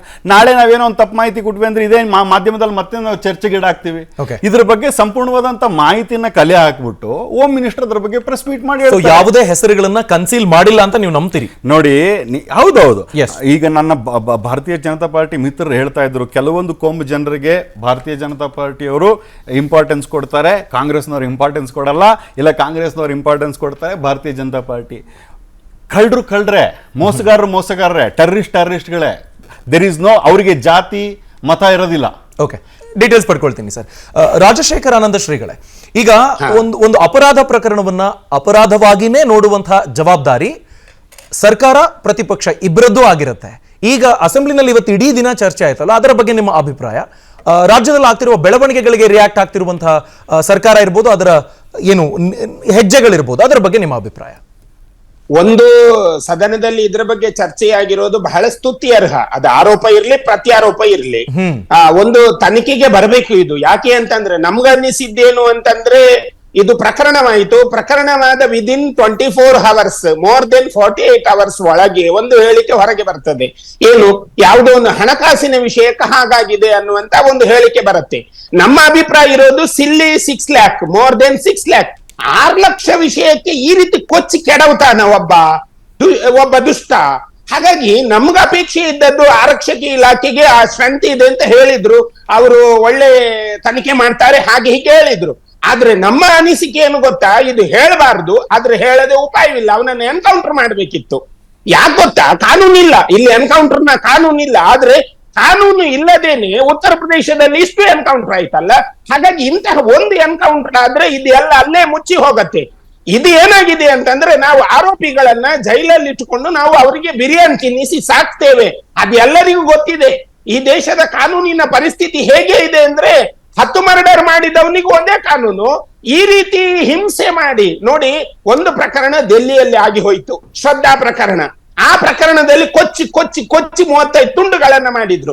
ಇಂತಹ ಪ್ರಕರಣಗಳು ದೇಶದಾದ್ಯಂತ 4-5 ಪ್ರಕರಣಗಳು ಈಗ ಜೀವಂತವಾಗಿ ಕಂಡೀಷನ್ ಏನಪ್ಪಾ ಅಂತಂದ್ರೆ, ಈಗ ಬೇರೆ ಬೇರೆ ತರದ ಆಯಾಮಗಳು ಬೇರೆ ಬೇರೆ ಕೇಸ್ನಲ್ಲಿ ಇದ್ದಿರಬಹುದು. ಆದ್ರೆ ಈ ಕೇಸ್ನಲ್ಲಿ ಈಗ ಪ್ರತಿಪಕ್ಷಗಳು ಆರೋಪ ಮಾಡಿದಂತೆ ಐಸಿಸ್ ಮಾಡ್ಯೂಲು ಇಷ್ಟು ಕ್ರೂರವಾಗಿ ನಡ್ಕೊಂಡ್ರು, ಬೇರೆ ಬೇರೆ ತರದಿದಾವಲ್ಲ. ಈಗ ಯಾವುದೇ ಒಬ್ಬ ವ್ಯಕ್ತಿ ಭೀಭತ್ಸವಾಗಿ ನಡ್ಕೊಂಡಾಗ ಆತನ ಹತ್ಯೆ ಆಯ್ತು ಅಂತ ಅಂದ್ಕೊಳ್ಳಿ, ಆತ ಒಬ್ಬನೇ ಇದರಲ್ಲಿ ಭಾಗಿಯಾಗಿದ್ರೆ ಮೇ ಬಿ ಎಮೋಷನಲಿ ಕೂಡ ಅಂದ್ಕೊಂಡಿದ್ದು ಆಗ್ಬಿಡ್ತು ಅಂತ ಅಂದ್ಕೊಳ್ಬಹುದೇನೋ. ಯಾರೋ ಹಿಂದೆಗಡೆ ನಿಂತು ಮಾಡಿಸಿದ್ರೆ ಆ ಕಾರಣದ ಕೈ ಆಚೆ ಬರಬೇಕು ಅಂತಂದ್ರೆ ತನಿಖೆ ಆಗ್ಲೇಬೇಕಾಗತ್ತೆ, ಕಾನೂನಾತ್ಮಕವಾಗಿ ಶಿಕ್ಷೆ ಆಗಬೇಕಾಗತ್ತೆ. ಇನ್ಯಾವುದೇ ರಾಜ್ಯದಲ್ಲಿ ಆಯ್ತು ಅಂತ ನಾವು ಅದನ್ನ ಅಕ್ಸೆಪ್ಟ್ ಮಾಡೋದು ಕಷ್ಟನೇನು ಅಂತ ಒಂದು ಕ್ವಿಕ್ ಅಡಿಷನ್, ನಿಮ್ಮ ಅಭಿಪ್ರಾಯ ನೀವು ಹೇಳ್ಬೋದು. ಅಂದ್ರೆ ನಮ್ಗನ್ನಿಸುವುದು ಏನು ಅಂತಂದ್ರೆ, ಈ ಪ್ರಕರಣವನ್ನ ನೋಡಿದಾಗ ನಮ್ಗೆ ಒಂಥರ ಬೀಭತ್ಸತೆ ಕಾಣುವಂತಹ ಹೌದು, ಒಬ್ಬ ಮಾಡ್ತಾನೆ ಅನ್ನುವುದನ್ನು ಹೇಳಲಿಕ್ಕೆ ಸಾಧ್ಯನೇ ಇಲ್ಲ. ಇದು ಒಬ್ಬನಿಂದ ಆಗ್ತದೆ ಅಂತ ಹೇಳಲಿಕ್ಕೆ ಸಾಧ್ಯ ಇಲ್ಲ. ಹಾಗಾಗಿ 1, 2, 3, 4 ಇದರಲ್ಲಿ ಸೇರಿರ್ಲಿಕ್ಕೆ ಸಾಕು. ಆದ್ರೆ ಈಗ ನಮ್ಮಂತಹ ಸನ್ಯಾಸಿಗಳಾದ್ರೆ ಅದೊಂದು ಬೇರೆ ವಿಷಯ. ಅವರ ಸನ್ಯಾಸ ಅಂತಂದ್ರೆ ಅದು ತ್ಯಾಗ ಸನ್ಯಾಸ. ನಮ್ಮ ಹಾಗಲ್ಲ. ನಮ್ಮಲ್ಲಿ ಬಟ್ಟೆ ಇದೆ, ನಮ್ಮಲ್ಲಿ ಕೆಲವೆಲ್ಲ ವಿಷಯಗಳಲ್ಲಿ ನಮ್ಮಲ್ಲಿ ರಿಸ್ಟ್ರಿಕ್ಷನ್ ಇದೆ, ಅವರಲ್ಲಿ ಯಾವುದೇ ರಿಸ್ಟ್ರಿಕ್ಷನ್ ಇಲ್ಲ. ಅಂತಂದ್ರೆ ಅವರು ಎಲ್ಲವನ್ನ ತ್ಯಾಗ ಮಾಡಿ ದಿಗಂಬರ ದೇಹವನ್ನ ಇಟ್ಟುಕೊಂಡು ಜಗತ್ತಿಗೆ ಏನು ಶಾಂತಿಯನ್ನ ಬೋಧಿಸುವವರು. ಅವರಲ್ಲಿ ಪಿಂಚಿ ಇದೆ ನೋಡಿ, ನವಿಲುಗರಿಯ ಪಿಂಚಿ ಇದೆ, ಅಂದ್ರೆ ಅದು ಶಾಂತಿಯ ಪ್ರತೀಕ. ಹಾಗಾಗಿ ಇಂತಹ ಸನ್ನಿವೇಶಗಳು ನಿರ್ಮಾಣ ಆದಾಗ ಸನ್ಮಾನ್ಯ ಮುಖ್ಯಮಂತ್ರಿಗಳೇ ಅಲ್ಲಿ ಹೋಗಿ ಸಾಂತ್ವನವನ್ನ ಹೇಳಿ ಅದಕ್ಕೊಂದು ನೇರ ಆದೇಶವನ್ನ ಮಾಡ್ಕೋಬೇಕಿತ್ತು. ಯಾಕೆ ಮಾಡ್ಲಿಲ್ಲ? ಇಲ್ಲಿ ನಮ್ಗೆ ಅನಿಸುವುದೇನು, ಒಂಥರ ಭಯದ ವಾತಾವರಣಕ್ಕೆ ನಾವು ಸಿಲುಕಿದಾಗ ನೋಡಿ, ಅದಕ್ಕೆ ಬೇರೆ ಬೇರೆ ಆಯಾಮಗಳು ಸಿಗತ್ತೆ, ಬೇರೆ ಬೇರೆ ಆಂಗಲ್ಗಳು ಸಿಗತ್ತೆ. ಈಗ ನಮ್ಮ ಚರ್ಚೆಯ ನೋಟದಲ್ಲೂ ಏನಾಗತ್ತೆ, ಬೇರೆ ಬೇರೆ ಆಂಗಲ್ಗಳಲ್ಲಿ ಚರ್ಚೆ ಮಾಡ್ತೇವೆ. ಆದ್ರೆ ಸನ್ಮಾನ್ಯ ಮುಖ್ಯಮಂತ್ರಿಗಳಿಗೆ ಬೇರೆ ಎಲ್ಲ ಅವರಿಗೆ ಪುರುಸೊತ್ತಿದೆ, ಬೇರೆ ಎಲ್ಲ ಹೇಳಿಕೆಗಳನ್ನ ಕೊಡ್ಲಿಕ್ಕೆ ಪುರುಸೊತ್ತಿದೆ. ಆದ್ರೆ ಈ ಕರ್ನಾಟಕದೊಳಗೆ ನಾವು ಹೇಳ್ತಾ ಇದ್ದೇವೆ, ಪ್ರಪ್ರಥಮ ಒಂದು ಕೇಸ್ ಇದು, ಪ್ರಪ್ರಥಮ. ಅದರಲ್ಲೂ ಒಬ್ಬ ಸಾಧು, ಒಬ್ಬ ಮುನಿ, ಅಂತಹ ಮುನಿಯನ್ನ ಈ ರೀತಿ ಬರ್ಬರ ಹತ್ಯೆ ಮಾಡಿದಾಗ ಇಡೀ ಸರ್ಕಾರವೇ ನೆಟ್ಟಗೆ ನಿಲ್ಲಬೇಕಿತ್ತು. ಈ ವಿಷಯದಲ್ಲಿ ನಿಲ್ಲಿಲ್ಲ, ದುರದೃಷ್ಟ. ಅವಾಗ ಭಯ ಮತ್ತೆ ಹೆದರಿಕೆ ಉಂಟಾಗ್ತದೆ ತಕ್ಷಣ. ನೋಡಿ, ಹುಬ್ಬಳ್ಳಿಯ ಶ್ರೀಗಳು ಏನು ಹೇಳಿದ್ರು, ನನ್ನ ಫೋನ್ ಅನ್ನ ಯಾರು ಎತ್ತಿಕೊಳ್ಳಿಲ್ಲ, ಒಬ್ಬ SP ಎತ್ತಿಕೊಳ್ಳಿಲ್ಲ, ಒಬ್ಬ ಮುಖ್ಯಮಂತ್ರಿ ಎತ್ತಿಕೊಳ್ಳಿಲ್ಲ, ಅವ್ರು ಕೂಗಿದ್ರು. ಅಂತಹ ಮುನಿಗಳ ಕಣ್ಣಲ್ಲಿ ನೀರು ತೆಗೆಸೋದು ಒಳ್ಳೇದಾ? ಸರ್ಕಾರಕ್ಕೂ ಇದು ಒಳ್ಳೇದಲ್ಲ. ನಾವು ಶಾಪ ಇಡೋದಲ್ಲ. ಆದ್ರೆ ಇದನ್ನೊಂದು ಗಮನಿಸಬೇಕು. ಅಟ್ಲೀಸ್ಟ್ ಒಂದು ಮಾನವೀಯತೆ ಅಂದ್ರೆ ಏನು, ಆ ಮಾನವೀಯತೆಯನ್ನ ನಾವು ಪ್ರದರ್ಶನ ಮಾಡ್ಬೇಕಲ್ವಾ? ನನಗೆ ಮಾನವೀಯತೆ ಇದೆ ಅಂತ ನಾವು ಸುಮ್ಮನೆ ಕೊಡ್ತುಕೊಳ್ಳೋದೆ? ಜಗತ್ತಿಗೆ ನಾವು ಸಾಂತ್ವನ ಕೊಡಬೇಕಾದವರು. ಸರ್ಕಾರಕ್ಕೆ ಅದರದ್ದಾದ ಒಂದು ಜವಾಬ್ದಾರಿ ಇದೆ. ಈಗ ವಿಧಾನಸಭೆಯಲ್ಲಿ ಅದರ ಚರ್ಚೆ ಆಗ್ತಾ ಇದೆ. ಒಂದು ಒಳ್ಳೆಯ ಆಯಾಮದ ತನಿಖೆ ಇದಾಗ್ಲಿ, ತಕ್ಷಣ ತೀರ್ಮಾನಕ್ಕೆ ಬರಲಿ ಅನ್ನೋದು ನಮ್ಮ ಅಪೇಕ್ಷೆ. ಖಂಡಿತ ಶ್ರೀಗಳು, ಇನ್ನಷ್ಟು ಮಾಹಿತಿಯನ್ನು ಪಡ್ಕೊಳ್ತೀನಿ. ಈಗ ರಾಜಕೀಯ ಬೆರೆಸದೆ ಮಾತಾಡೋದಕ್ಕೆ ಬರೋದಿಲ್ಲ ಅಂತ CM ಅವರು ರಿಯಾಕ್ಟ್ ಮಾಡಿದ್ರು. ಮಾತಾಡದೆ ಇರುವುದೂ ರಾಜಕೀಯನ, ಸೈಲೆಂಟ್ ಆಗಿರೋದೂ ತಪ್ಪನಿಸಿಕೊಂಡು ಬಿಡುತ್ತಾ? ಯಾವುದೋ ಒಂದು ಸರ್ಕಾರ ಅಥವಾ ವ್ಯವಸ್ಥೆ ಪರ್ಟಿಕ್ಯುಲರ್ಲಿ ತನ್ನ ಸಿದ್ಧಾಂತಕ್ಕೆ ಅನುಗುಣವಾಗಿ ಸೈಲೆಂಟ್ ಆಗೋದು, ಓವರ್ ಆಕ್ಟಿವ್ ಆಗೋದು, ಯಾವುದೇ ಪಕ್ಷ ಆಗಿರಲಿ ಪಕ್ಷಾತೀತವಾಗಿ ತಪ್ಪಲ್ವಾ? ನಾನು ಬ್ರೇಕಿಗೆ ಹೋಗೋದಕ್ಕೆ ಮುಂಚೆ ಹೇಳ್ತಾ ಇದ್ದೆ, ಸೆಲೆಕ್ಟಿವ್ಲಿ ಸೈಲೆಂಟ್ ಆಗೋದು, ಸೆಲೆಕ್ಟಿವ್ಲಿ ಓವರ್ ಆಕ್ಟಿವ್ ಆಗೋದು ಯಾವುದೇ ಪಕ್ಷಕ್ಕೂ ಶೋಭೆ ತರೋದಿಲ್ಲ ಅಂತ. ಚಂದ್ರಶೇಖರ್ ಅವರೇ, ಈಗ ನೀವು ಕೆಲ ಅಂಶಗಳನ್ನು, ತನಿಖೆಯ ದಿಕ್ಕನ್ನು ನೋಡಿ ರಿಯಾಕ್ಟ್ ಮಾಡೋದು ಇದು ತಪ್ಪು ಅಂತ ಹೇಳೋದ್ರಲ್ಲಿ ಅದರಲ್ಲೇನು ಪ್ರಾಬ್ಲಮ್ ಏನಿಲ್ಲ ಅಂದ್ಕೊಳ್ಳಿ. ಆದರೆ ಇಂಥದ್ದೇ ತನಿಖೆ ಆಗಬೇಕು, ಆಗ ಮಾತ್ರ ನ್ಯಾಯ ಸಿಗುತ್ತೆ ಅಂತ ಹೇಳಿದಾಗ ಕಷ್ಟ ಆಗುತ್ತೆ. ನೀವೆಂಗೆ ಡಿಸೈಡ್ ಮಾಡ್ತೀರಿ ಅದನ್ನ? ನಿಮ್ಗೆ ಹೆಂಗೆ ಈ ಎಲ್ಲ ಮಾಹಿತಿ ಸಿಗುತ್ತೆ? ಈಗ ಇಲಾಖೆಗೆ ಗೊತ್ತಾಗದೇ ಇರೋದು ಬಿಜೆಪಿಗೆ ಹೇಗೆ ಗೊತ್ತಾಗ್ತಾ ಇದೆ? ಇದರಲ್ಲಿ ಎರಡು ವಿಚಾರ. ಒಂದು, ಆ ಮುನಿಗಳ ಕೊಲೆ ಆಗಿರ್ತಕ್ಕಂಥ ಬರ್ಬರತೆ ನೋಡಿದ್ರೆ ಇದು ಯಾವ್ದೊಬ್ಬ ವ್ಯಕ್ತಿ ಒಂದು ಸಣ್ಣ ಉದ್ದೇಶಕ್ಕೆ ಯಾವ್ದೋ ಹಣದ ವಿಚಾರಕ್ಕೆ ಆಗಿ ಬೇರೆ ಬೇರೆ ಪ್ರಕರಣಗಳನ್ನು ನಾವು ಗಮನಿಸೋಣ, ಎಲ್ಲವೂ ಆಗಿರೋದಲ್ಲ. ಇದು ಹಿಂದೆ ಇರ್ತಕ್ಕಂತಹ ಉದ್ದೇಶ ಇಡೀ ನಾಡನ್ನ ಭೀಭತ್ಸಗೊಳಿಸ್ತಕ್ಕಂಥದ್ದು, ಭಯಗೊಳಿಸ್ತಕ್ಕಂಥದ್ದು. ಏನು ಒಂದು ಸಮುದಾಯದ ಒಂದು ಆರ್ಗನೈಸೇಷನ್, ಟೆರರಿಸ್ಟ್ ಆರ್ಗನೈಸೇಷನ್ ಮಾಡ್ಯೂಲ್ಗಳೇನಿರ್ತದೆ ಆ ಮಾಡ್ಯೂಲ್ ಪ್ರಕಾರವೇ ಕೆಲಸ ಆಗ್ತಿರ್ತಕ್ಕಂಥದ್ದು. ಯಾಕೆ ಇವ್ರ ಮೇಲೆ ಅನುಮಾನ ಬರ್ತದೆ, ಸರ್ಕಾರದ ಮೇಲೆ ಅನುಮಾನ ಬರ್ತದೆ ಅಂತ ಹೇಳಿದ್ರೆ, ನನ್ನ ಸ್ನೇಹಿತರಾದ ಕಾಂಗ್ರೆಸ್ ವಕ್ತಾರ ಹೇಳಿದ್ರು, ಕಳ್ಳರೇ, ಮೋಸ್ಕರೇ, ಟೆರರಿಸ್ಟ್ಗಳೇ ಅಂತೇಳಿ. ಆದ್ರೆ ಅದೇ ಟೆರರಿಸ್ಟ್ಗಳನ್ನ ಬ್ರದರ್ಸ್ ಅಂತ ಹೇಳ್ತಕ್ಕಂಥ ಮನಸ್ಥಿತಿ ಮಂಗಳೂರಲ್ಲಿ ತಾರೀಕಿಗೆ ಬಾಂಬ್ ಬ್ಲಾಸ್ಟ್ ಆದಾಗ ಒಬ್ಬ ಅಮಾಯಕನು ಸಣ್ಣದೊಂದು ಇನ್ಸಿಡೆಂಟ್ ಆಗಿದೆ ಅಂತ ಹೇಳ್ತಕ್ಕಂಥ ಈ ರಾಕ್ಷಸ ಮನಸ್ಥಿತಿ ಒಂದು ಪಕ್ಷಕ್ಕಿದೆಯಲ್ಲ, ಇದು ಏನ್ ಮಾಡುತ್ತೆ ಅಂತ ಹೇಳಿದ್ರೆ ಎಲ್ಲ ಉಗ್ರಗಾಮಿ ಸಂಘಟನೆಗಳಿಗೆ ಹಿಂಬು ಕೊಡ್ತಕ್ಕಂಥ ಕೆಲಸ ಆಗುತ್ತೆ. ಇವತ್ತು ಸಿದ್ದು ಸೌದಿ ಅವರು MLA ಅವರು ರೆಸ್ಪಾನ್ಸಿಬಲ್ ಆಗಿ ಮಾತಾಡಿದ್ರು, ಇದ್ರ ಹಿಂದೆ ಐಸಿಸ್ನ ಕೈವಾಡ ಇದೆ ಅಂತೇಳಿ. ಐಸಿಸ್ನ ಕೈವಾಡ ಇದ್ರೆ ನಿಮ್ಮ ಪೊಲೀಸರು ಏನ್ ಮಾಡೋಕ್ಕಾಗುತ್ತೆ ಸ್ವಾಮಿ? ನಿಮ್ಮ ಸ್ಟೇಟ್ ಪೊಲೀಸ್ ಅವರು ಈ ಬೀಭತ್ಸತೆ, ಅದು ಒಬ್ಬ ಸಾಮಾನ್ಯ ವ್ಯಕ್ತಿದಲ್ಲ, ಇಡೀ ಒಂದು ದೊಡ್ಡ ಸಮಾಜದ ಬಹುದೊಡ್ಡ ಯತಿಗಳದ್ದು ಒಂದು ಬೀಭತ್ಸವಾಗಿ ಮರ್ಡರ್ ಆಗಿದೆ. ಅದರಿಂದ ಎದುರುಗಡೆಗೆ ಸಾಮಾನ್ಯ ಜನರಿಗೂ ಕಾಣ್ತಾ ಇದೆ. ದೊಡ್ಡ ಉದ್ದೇಶದ ಇಡೀ ನಾಡನ್ನು ಗಾಬರಿ ಪಡಿಸ್ತಕ್ಕಂಥ, ದೇಶಕ್ಕೆ ಒಂದು ಎಚ್ಚರಿಕೆ ಗಂಟೆ ಕೊಡ್ತಕ್ಕಂತಹ ಒಂದು ಇನ್ಸಿಡೆಂಟ್ ಆಗಿದೆ ಅಂತ ಹೇಳಿದ್ಮೇಲೆ CBI ತನಿಖೆಗೊಳಿಸಿದ್ರೆ ಮತ್ತೆ ತಾನೇ ಅದು ಸಾಧ್ಯ ಆಗಿರ್ತಕ್ಕಂಥದ್ದು. CBI ತನಿಖೆ ಆಗಲಿಲ್ಲ ಅಂತ ಹೇಳಿದ್ರೆ ಸ್ಟೇಟ್ ಪೊಲೀಸರು ಏನೋ ಮಾಡ್ತಾರೆ, ಅಲ್ಲಿವರೆಗೂ ಎವಿಡೆನ್ಸ್ ಎಲ್ಲ ಹಾಳಾಗಿ ಹೋಗುತ್ತಲ್ಲ. ಒಂದು. ಎರಡನೇದು, ನನ್ನ ಕಾಂಗ್ರೆಸ್ ವಕ್ತಾರ ಹೇಳ್ತಾ ಇದ್ರು, ಮೀಡಿಯಾದವ್ರು ಪ್ರಶ್ನೆ ಕೇಳಿದ್ರು, ಅದಕ್ಕೋಸ್ಕರ ಏನೋ ಉತ್ತರ ಕೊಟ್ಟರು ಅಂತೇಳಿ. 6 ಗಂಟೆ ಒಳಗಡೆಗೆ ಇಂತಹ ಒಬ್ಬ ದೊಡ್ಡ ಮುನಿಗೆ ಮರ್ಡರ್ ಆಗಿದೆ, ನೀವು ಯಾವುದೇ ರೀತಿಯ ತನಿಖೆಗೆ ಇನ್ನೂ ಒಳಪಡಿಸಿಲ್ಲ, ಆಗಲೇ ನೀವು ಡಿಸಿಷನ್ ಕೊಟ್ಬಿಟ್ರೆ ಮೀಡಿಯಾ ಮುಂದೆ, ನಿಮ್ಗೇನು ಗೊತ್ತೇ ಇಲ್ದಂಗೆ. ಅಂದ್ರೆ ಅರ್ಥ ಏನು? ಯಾರ್ದೋ ಒಂದು ಪ್ರಜರಲ್ಲಿ ಆ ಪೊಲೀಸ್ ಇಲಾಖೆ ಕೆಲಸ ಮಾಡ್ತಿದೆ ಅಂತ. ಅದೇ 6 ಗಂಟೆ ಒಳಗಡೆ ಆರೋಪಿಗಳನ್ನು ವಶಕ್ಕೆ ಪಡ್ಕೊಂಡಿದ್ದಾರೆ. ಎಷ್ಟು ಜನ, ಯಾರೇನ್ ಪಡೆದ್ರು? ಅದ್ರೊಳಗಡೆಗೆ ಅಸೆಂಬ್ಲಿಲೇ ಮಾತಾಡ್ತಾ ಇದ್ರು, ಒಬ್ಬ ಮುಸ್ಲಿಂ ಬೇರೆ ಜೊತೆಲಿ ಇದ್ದ ತಾನೆ, ಅದು ನ್ಯೂಸ್ ಪೇಪರ್ಗಳ ಬಂತು, ಮೀಡಿಯಾಗಳೆಲ್ಲ ಬಂತು. ಯಾಕೆ ಸೆಲೆಕ್ಟಿವ್ ಆಗಿ ಒಬ್ಬನೇ ಒಬ್ಬ ವ್ಯಕ್ತಿಯಿಂದ ಹಾಕಿದ್ರಿ? ಯಾಕೆಂತ ಹೇಳಿದ್ರೆ ಎರಡನೇ ವ್ಯಕ್ತಿ ಹೆಸರು ಹೇಳ್ತಿದ್ದಂಗೆ ಒಂದು ಇವ್ರಿಗಾಗ್ಲಿ ನೋವಾಗ ಶುರು ಆಗ್ಬಿಡುತ್ತೆ, ಇನ್ನೊಂದು ಅದರಿಂದ ಒಂದು ದೊಡ್ಡ ಭಯಾನಕ ಜಾಲ ಇದೆಯಲ್ಲ, ಆ ಜಾಲವು ಬಯಲಿಗೆ ಬರುತ್ತೆ. ಇವತ್ತು ಸ್ಟೇಟ್ ಪೊಲೀಸ್ ಸಾಮರ್ಥ್ಯದ ಬಗ್ಗೆ ಮಾತಾಡ್ತಾ ಇಲ್ಲ, ಅದು ವಿಷಯ ಇರ್ತಕ್ಕಂಥದ್ದು ಇಂಟರ್ ಸ್ಟೇಟ್ ಇರ್ಬೋದು ಅಥವಾ ಇಂಟರ್ ನೇಷನ್ ಇರ್ಬೋದು, ಎಲ್ಲ ಕಡೆಗೆ ಜಾಲ ಹರಡಿರೋದ್ರಿಂದ ಈ ಜಾಲವನ್ನ ಬಿಡಿಸಲೇಬೇಕು ಅಂತ ಹೇಳಿದ್ರೆ ಅದು ಕೇವಲ CBI ಕೈಲಿ ಮಾತ್ರ ಸಾಧ್ಯ ಆಗಿರ್ತಕ್ಕಂಥದ್ದು. ಇದಾದ ಮೇಲೆ ನೋಡಿ, ಪ್ರತಿ ದಿವಸ ಒಂದೊಂದು ಇಂಥ ಘಟನೆಗಳು ನಡ್ಕೊಂಡ್ ಬರ್ತಾ ಇದಾವೆ. ಆಮೇಲೆ ಸಾಯ್ತಿರ್ತಕ್ಕಂಥವ್ರು ಯಾರು? ಯಾರ ತಲೆಗಳು ಹೋಗ್ತಿದೆ, ಯಾರ ರಕ್ತಗಳು ಬೀಳ್ತಿದೆ, ಎಲ್ಲವೂ ಹಿಂದೂಗಳು. ಯಾವ ಪ್ರಕರಣಗಳು ನಿಮಗೆ ಆತರ ಅನಿಸ್ತಿದೆ ಅದ್ರ ಬಗ್ಗೆ ನೀವು ಹೇಳ್ಬೋದು, ತೊಂದರೆ ಇಲ್ಲ. ಅಲ್ಲ, ಈಗ ನೋಡಿ, ಜೈನ ಮುನಿ ಹತ್ಯೆ ಆಯ್ತು, ಅದಾದ ಮರು ದಿವಸಕ್ಕೆ ನಿನ್ನೆ ವೇಣುಗೋಪಾಲ್ ನಾಯಕ್ ಅವರ ಹತ್ಯೆ ಆಯ್ತು. ವೇಣುಗೋಪಾಲ್ ನಾಯಕ್ ಅವರ ಹತ್ಯೆ ಏನಕ್ಕಾಯ್ತು? ಹನುಮಾನ್ ಜಯಂತಿಯ ವಿಚಾರದಲ್ಲಿ ಗಲಾಟೆ ಆಯ್ತು. ಅದರಲ್ಲಿ ಮೀಡಿಯಾಗಳೇ ತೋರಿಸಿದ್ ನಾನು ಹೇಳ್ತಾ ಇದ್ದೇನೆ. ಅಕಸ್ಮಾತ್ ಏನಾದ್ರು ಪುನೀತ್ ರಾಜ್ಕುಮಾರ್ ವಿಚಾರ ಅಲ್ಲೇ ಗಲಾಟೆ ಆಗ್ಬೇಕಿತ್ತು, ಅಲ್ಲೇನು ಗಲಾಟೆ ಆಗಿಲ್ಲ, ಅಲ್ಲೆಲ್ಲ ಸಮಾಧಾನ ಮಾಡಿದ್ರು, ಹೊರಟೋದ್ರು. ಸಂಜೆ ವಾಪಸ್ ಅವನನ್ನು ಕರೆಸ್ಕೊಂಡು 4-5 ಜನ ಬರ್ಬರವಾಗಿ ಅವನಿಗೆ ಅವ್ರ ಹೆಂಡತಿ ಹೇಳ್ತಿದ್ದು ಕೇಳಬೇಕಿತ್ತು, ಎಲ್ಲೆಲ್ಲ ಕತ್ತರಿಸಿದ್ದಾರೆ ಅಂತೇಳಿ ಮಾಡಿದ್ಮೇಲೆ ಬಾಟಲ್ ತಗೊಂಡು ಚುಚ್ಚಿದ್ಯಾರು? ಇದೇ ಒಬ್ಬ ಮುಸಲ್ಮಾನ್. ಆದ್ರೆ ಎವಿಡೆಂಟ್ ಆಗಿ ನೀವು ಹೇಳೋದಕ್ಕಾಗತ್ತೆ, ಅದೇ ಪ್ರಾಬ್ಲಮ್ ಆಗೋದು ಅಂತ. ಯಾರು ಚುಚ್ಚಿದ್ದು ಅನ್ನೋದ್ರ ಬಗ್ಗೆ ಈಗ ನೀವು ಅಷ್ಟು ಪರ್ಟಿಕ್ಯುಲರ್ ಆಗಿ ಯಾವುದೋ ಒಂದು ಕಮ್ಯುನಿಟಿ ಅಂತ ಹೇಳಬೇಕಾದ್ರೆ ಅದಕ್ಕೊಂದು ಅಥೆಂಟಿಕೇಶನ್ ಬೇಕಾಗುತ್ತೆ. ಅಥೆಂಟಿಕೇಶನ್ ಯಾವಾಗ ಬರುತ್ತೆ? ತನಿಖೆ ಆಗ್ಬೇಕು. ಎಕ್ಸಾಕ್ಟ್ಲಿ. ತನಿಖೆ ಒಳಗಡೆ ನೀವು ನಾವು ವೇಟ್ ಮಾಡಬೇಕು ಅಂತ. ಹೆಸರೇ ಸೇರಿಸಲಿಲ್ಲ ಅಂತ ಹೇಳಿದ್ರೆ ಯಾಕೆ ಸೇರಿಸಲಿಲ್ಲ? ಸೇರಿಸಿಲ್ಲ ಅಂತ ಕೇಳೋದಕ್ಕೆ ಚುಚ್ಚಿದ್ಯಾರು? ಹೌದು, ಕಷ್ಟ. ಸರ್ಕಾರದ ನಿರ್ದೇಶನ ನಾವಿಲ್ಲಿ ಡಿಸೈಡ್ ಮಾಡಕ್ಕಾಗಲ್ಲ. ಹೌದು ಸರ್, ನಾನು ಹೇಳಿ ಸರಿನಾ ತಪ್ಪ ಅಂತ ಯಾವಾಗ ಗೊತ್ತಾಗುತ್ತೆ? ತನಿಖೆ ಎಲ್ಲ ವ್ಯಕ್ತಿ ಹೆಸರಿರ್ಬೇಕು ತಾನೆ, ವ್ಯಕ್ತಿ ಇರ್ತಿಲ್ಲ. ಎಲ್ಲಾ ಗೊತ್ತಿಲ್ಲ, ನೀವು ಹೆಂಗ್ ಎಲ್ಲಾ ಘಟನೆಗಳಲ್ಲೂ ಒಂದು ಕೋಮಿನ ವ್ಯಕ್ತಿಗಳ ಹೆಸರು ಯಾಕೆ ಮಾಯ ಆಗ್ತಾ ಇದೆ? ಆ ಪಾಯಿಂಟ್ ನೀವು ಕೇಳಿ, ಮಾಯ ಆಗ್ತಾ ಇದೆ. ನೇರವಾಗಿ ಸರ್ಕಾರ ಅವ್ರ ಹಿಂದೆ ನಿಂತ್ಕೊಂಡಿದೆ. ಕಳೆದ ಬಾರಿ ಸಿದ್ದರಾಮಯ್ಯ ಸರ್ಕಾರದಲ್ಲೂ ಆಗಿದ್ದೇನೆ, PFI ಅವ್ರ ಮೇಲೆ ಏನು ಕೇಸಸ್ ವಾಪಸ್ ತೆಗೆದ್ರು, ಸುಮಾರು 1600 ಜನ ಉಗ್ರಗಳು ಆಚೆ ಕಡೆಗೆ ಹೋದ್ರು. ಹಾಗಾಗಿ 20 ಹೆಣ ಬಿತ್ತು ಹಿಂದೂಗಳದು, ಅದು ಇನ್ನೂ ನೋಡ್ಲಿಲ್ಲ. ಇದಾದ ಮೇಲೆ ನೋಡಿ, ನಾಗರಕಟ್ಟೆ ವಿಚಾರದೊಳಗಡೆ ಏನ್ ಮಾಡ್ತು ಸರ್ಕಾರ? ನಾಗರಕಟ್ಟೆಯಲ್ಲಿ ಪೂಜೆ ಮಾಡೋದು ತಪ್ಪೇನ್ರಿ? ಯಾವ ಸರ್ಕಾರದಲ್ಲಿ ಇದೀವ್ರಿ ನಾವು? ಮನುಷ್ಯತ್ವ ಬೇಡವಾ ಇವ್ರಿಗೆ? ಒಬ್ಬ ಪೂಜೆ ಮಾಡೋ ಒಬ್ಬ ವ್ಯಕ್ತಿನ ನೀವು ಅರೆಸ್ಟ್ ಮಾಡ್ಕೊಂಡು ಹೋಗ್ಲಿಕ್ಕೆ ನೀವು ಆರ್ಡರ್ ಮಾಡ್ತೀರಾ ಅಂತ ಹೇಳಿದ್ರೆ ಎಲ್ಲಿಗೆ ಹೋಗ್ತಾ ಇದೆ ದೇಶ ಇದು? ನಾನು ನಿಮ್ಮ ಹತ್ರ ಇನ್ನಷ್ಟು ಕ್ಲಾರಿಟಿ ಪಡ್ಕೊಳ್ತೀನಿ. ಅದಕ್ಕೆ ಮುಂಚೆ ಒಂದು ಪ್ರಶ್ನೆ ಹೇಳ್ಬಿಟ್ಟಿರ್ತೀನಿ. ಏನಪ್ಪಾ ಅಂತಂದ್ರೆ, ಈಗ ನೀವು ಇಷ್ಟು ಹೊತ್ತು ಮಾಡಿದ ಆರ್ಗ್ಯುಮೆಂಟು ನಮ್ಮ ಪೊಲೀಸ್ ಇಲಾಖೆಗೆ ಈ ತರದೊಂದು ಟೆರರ್ ಮಾಡ್ಯೂಲ್ ಆಕ್ಟಿವ್ ಆಗಿದೆ ಅಂತಾನೋ ಅಥವಾ ಅವ್ರು ಫಂಕ್ಷನ್ ಮಾಡ್ತಿದ್ದಾರೆ ಅಂತ ಗೊತ್ತಿದ್ದೂನು ಪ್ರೆಷರ್ಗೆ ಆಕ್ಟ್ ಮಾಡ್ತಿದ್ದಾರೆ ಅನ್ನೋ ಆರೋಪನೋ ಪೊಲೀಸ್ ಇಲಾಖೆ ಮೇಲೆ ಹೊರಿಸಿದಂಗೆ ಆಗುತ್ತೆ. ಅದಕ್ಕೆ ನಾನು ಉತ್ತರ ಪಡ್ಕೊಳ್ತೀನಿ. ಸರ್, ನಾನು ಅದಕ್ಕೇನೆ ತನಿಖೆ ನಿಷ್ಪಕ್ಷಪಾತವಾಗಬೇಕಾಗ್ತಾನೆ. ನಿಷ್ಪಕ್ಷಪಾತವಾಗಬೇಕು ಅಂತ ಹೇಳಿದ್ರೆ ಸರ್ಕಾರದ ಇಂಟರ್ಫಿಯರೆನ್ಸ್ ಇರಬಾರ್ದು. ನಾವು ನೋಡ್ತಿರೋ ಎಲ್ಲಾ ಘಟನೆಗಳನ್ನ ನೋಡಿದ್ರೆ ಪೊಲೀಸ್ ಇಲಾಖೆಗೆ ನೇರವಾಗಿ ಸರ್ಕಾರ ಇಂಟರ್ಫಿಯರ್ ಮಾಡ್ತಾ ಇದೆ. ಓಕೆ, ಯಾಕೆಂದ್ರೆ ಜನರಿಗೆ ಈ ಪ್ರಶ್ನೆ ಕೇಳಿಲ್ವಲ್ಲ ಅಂತ ಅನ್ಸ್ಬಾರ್ದು ಅಂತ. Yes please sir. ಇಲ್ಲ, ನನ್ನ ಸ್ನೇಹಿತರು ಚಂದ್ರಶೇಖರ್ ಅವರು ತುಂಬಾ ಅಕ್ಯುರೇಸಿ ಆಗಿ ಹೇಳ್ತಾ ಇದ್ದಾರೆ. ಚುಚ್ಚಿದವನು ಬಾಟ್ಲಲ್ಲಿ ಚುಚ್ಚಿದವನು ಒಬ್ಬ ಮುಸಲ್ಮಾನ ಅಂತ. ನಮ್ಮ ಸ್ನೇಹಿತರನ್ನ ಯಾಕೆ ಎನ್ಕ್ವೈರಿಗೆ ತಗೋಬಾರ್ದು? ಯಾಕಂದ್ರೆ ನೋಡಿರ್ತಾರೆ. ಬಹುಶಃ ನೋಡ್ದಲ್ಲೇ ಅಷ್ಟು ಹೇಳಲಿಕ್ಕೆ ಆಗಲ್ಲ, ಅಷ್ಟು ಸುಲಭವಾಗಿ ಹೇಳದ್ಮೇಲೆ. ಅಲ್ಲಲ್ಲ, ನಾನು ಹೇಳೋದೇನು ಗೊತ್ತಾ, ಈ ಪೊಲೀಸ್ನವ್ರ ಎನ್ಕ್ವೈರಿಲಿ ನಾವು ಇಂಟರ್ಫಿಯರೆನ್ಸ್ ಆಗೋದು ತಪ್ಪಾಗ್ತದೆ, ಆಯ್ತಾ? ಈಗ ಪೊಲೀಸ್ನವ್ರ ಹೆಸರು ಸೇರಿಸಿಲ್ಲ ಅಂತಾರೆ. ಬಹುಶಃ ನೋಡಿದ್ರೆ ಹೋಗಿ ಒಂದು ಸ್ಟೇಟ್ಮೆಂಟ್ ಕೊಡ್ಬೋದು. ನಾಳೆ ಬೆಳಗ್ಗೆನೆ ಒಂದು ಪ್ರೆಸ್ ಮೀಟ್ ಮಾಡ್ಲಿ ಸ್ನೇಹಿತರು, ನಮ್ದೇನು ಅಬ್ಜೆಕ್ಷನ್ ಇಲ್ಲ. ನೋಡ್ರಿ, ಕೊಲೆ ಅಂತ ಬಂದಾಗ, ನಾಡಿನ ಅಭಿವೃದ್ಧಿ ಅಂತ ಬಂದಾಗ, ದೇಶ ಅಂತ ಬಂದಾಗ, ಜನತೆ ವಿಚಾರ ಅಂತ ಬಂದಾಗ ಎಲ್ಲರೂ ಹೋಗ್ಬೇಕಾಗುತ್ತೆ. ನನ್ನ ಸ್ನೇಹಿತರು ಪಾಪ ಇವತ್ತು ಮಾಧ್ಯಮದ ಮುಂದೆ ಬಿತ್ತರಿಸಿದಾರೆ ಆ ವಿಚಾರನ. ದಯವಿಟ್ಟು ಅವ್ರು ಹೋಗಿ ಒಂದು ಪ್ರೆಸ್ ಸ್ಟೇಟ್ಮೆಂಟ್ ಆರು ಕೊಡ್ಲಿ, ಇಲ್ಲಾಂದ್ರೆ ಪ್ರೆಸ್ ಮೀಟ್ ಆರು ಮಾಡಲಿ. ಯಾಕಂದ್ರೆ ಒಬ್ಬ ಮುಸಲ್ಮಾನ ಚುಚ್ಚಿದಾನೆ ಬಾಟ್ಲಲ್ಲಿ ಅಂತ ಅವ್ರು ಹೇಳ್ತಾ ಇದ್ದಾರೆ ಅಂದಾಗ, ಅಷ್ಟು ನಮ್ಮ ಬಿಜೆಪಿ ವಕ್ತಾರರಿಗೆ ಮಾಹಿತಿ ಸಿಕ್ಕಿದೆ ಅಂದಾಗ ನಮ್ಮ ಪೊಲೀಸ್ ಡಿಪಾರ್ಟ್ಮೆಂಟ್ ಏನ್ ಮಾಡ್ತಾ ಇದೆ ಅನ್ನೋದು ನನ್ಗೆಲ್ಲ ಒಂದ್ ಕಡೆ ಕಾಡ್ತಾ ಇದೆ ಪ್ರಶ್ನೆ. ಆ ಪೊಲೀಸ್ ಒಂದ್ ನಿಮಿಷ ಸರ್,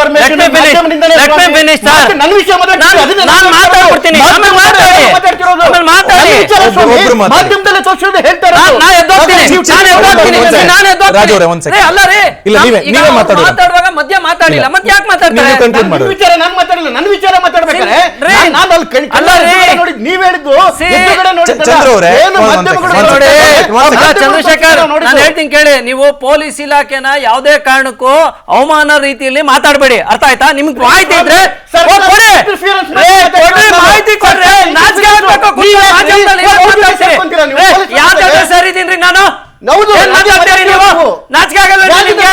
ಮಾಹಿತಿ ಇದ್ದು ಕೂಡ ಎತ್ತೋಗ್ರಿ, ಹೌದು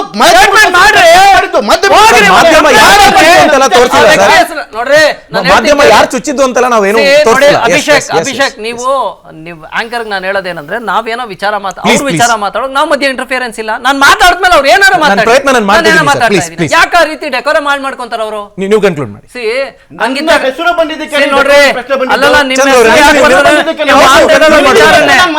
ನಿಮ್ ವಿಚಾರನೆ ಮಾತಾಡ್ತಾರೆ.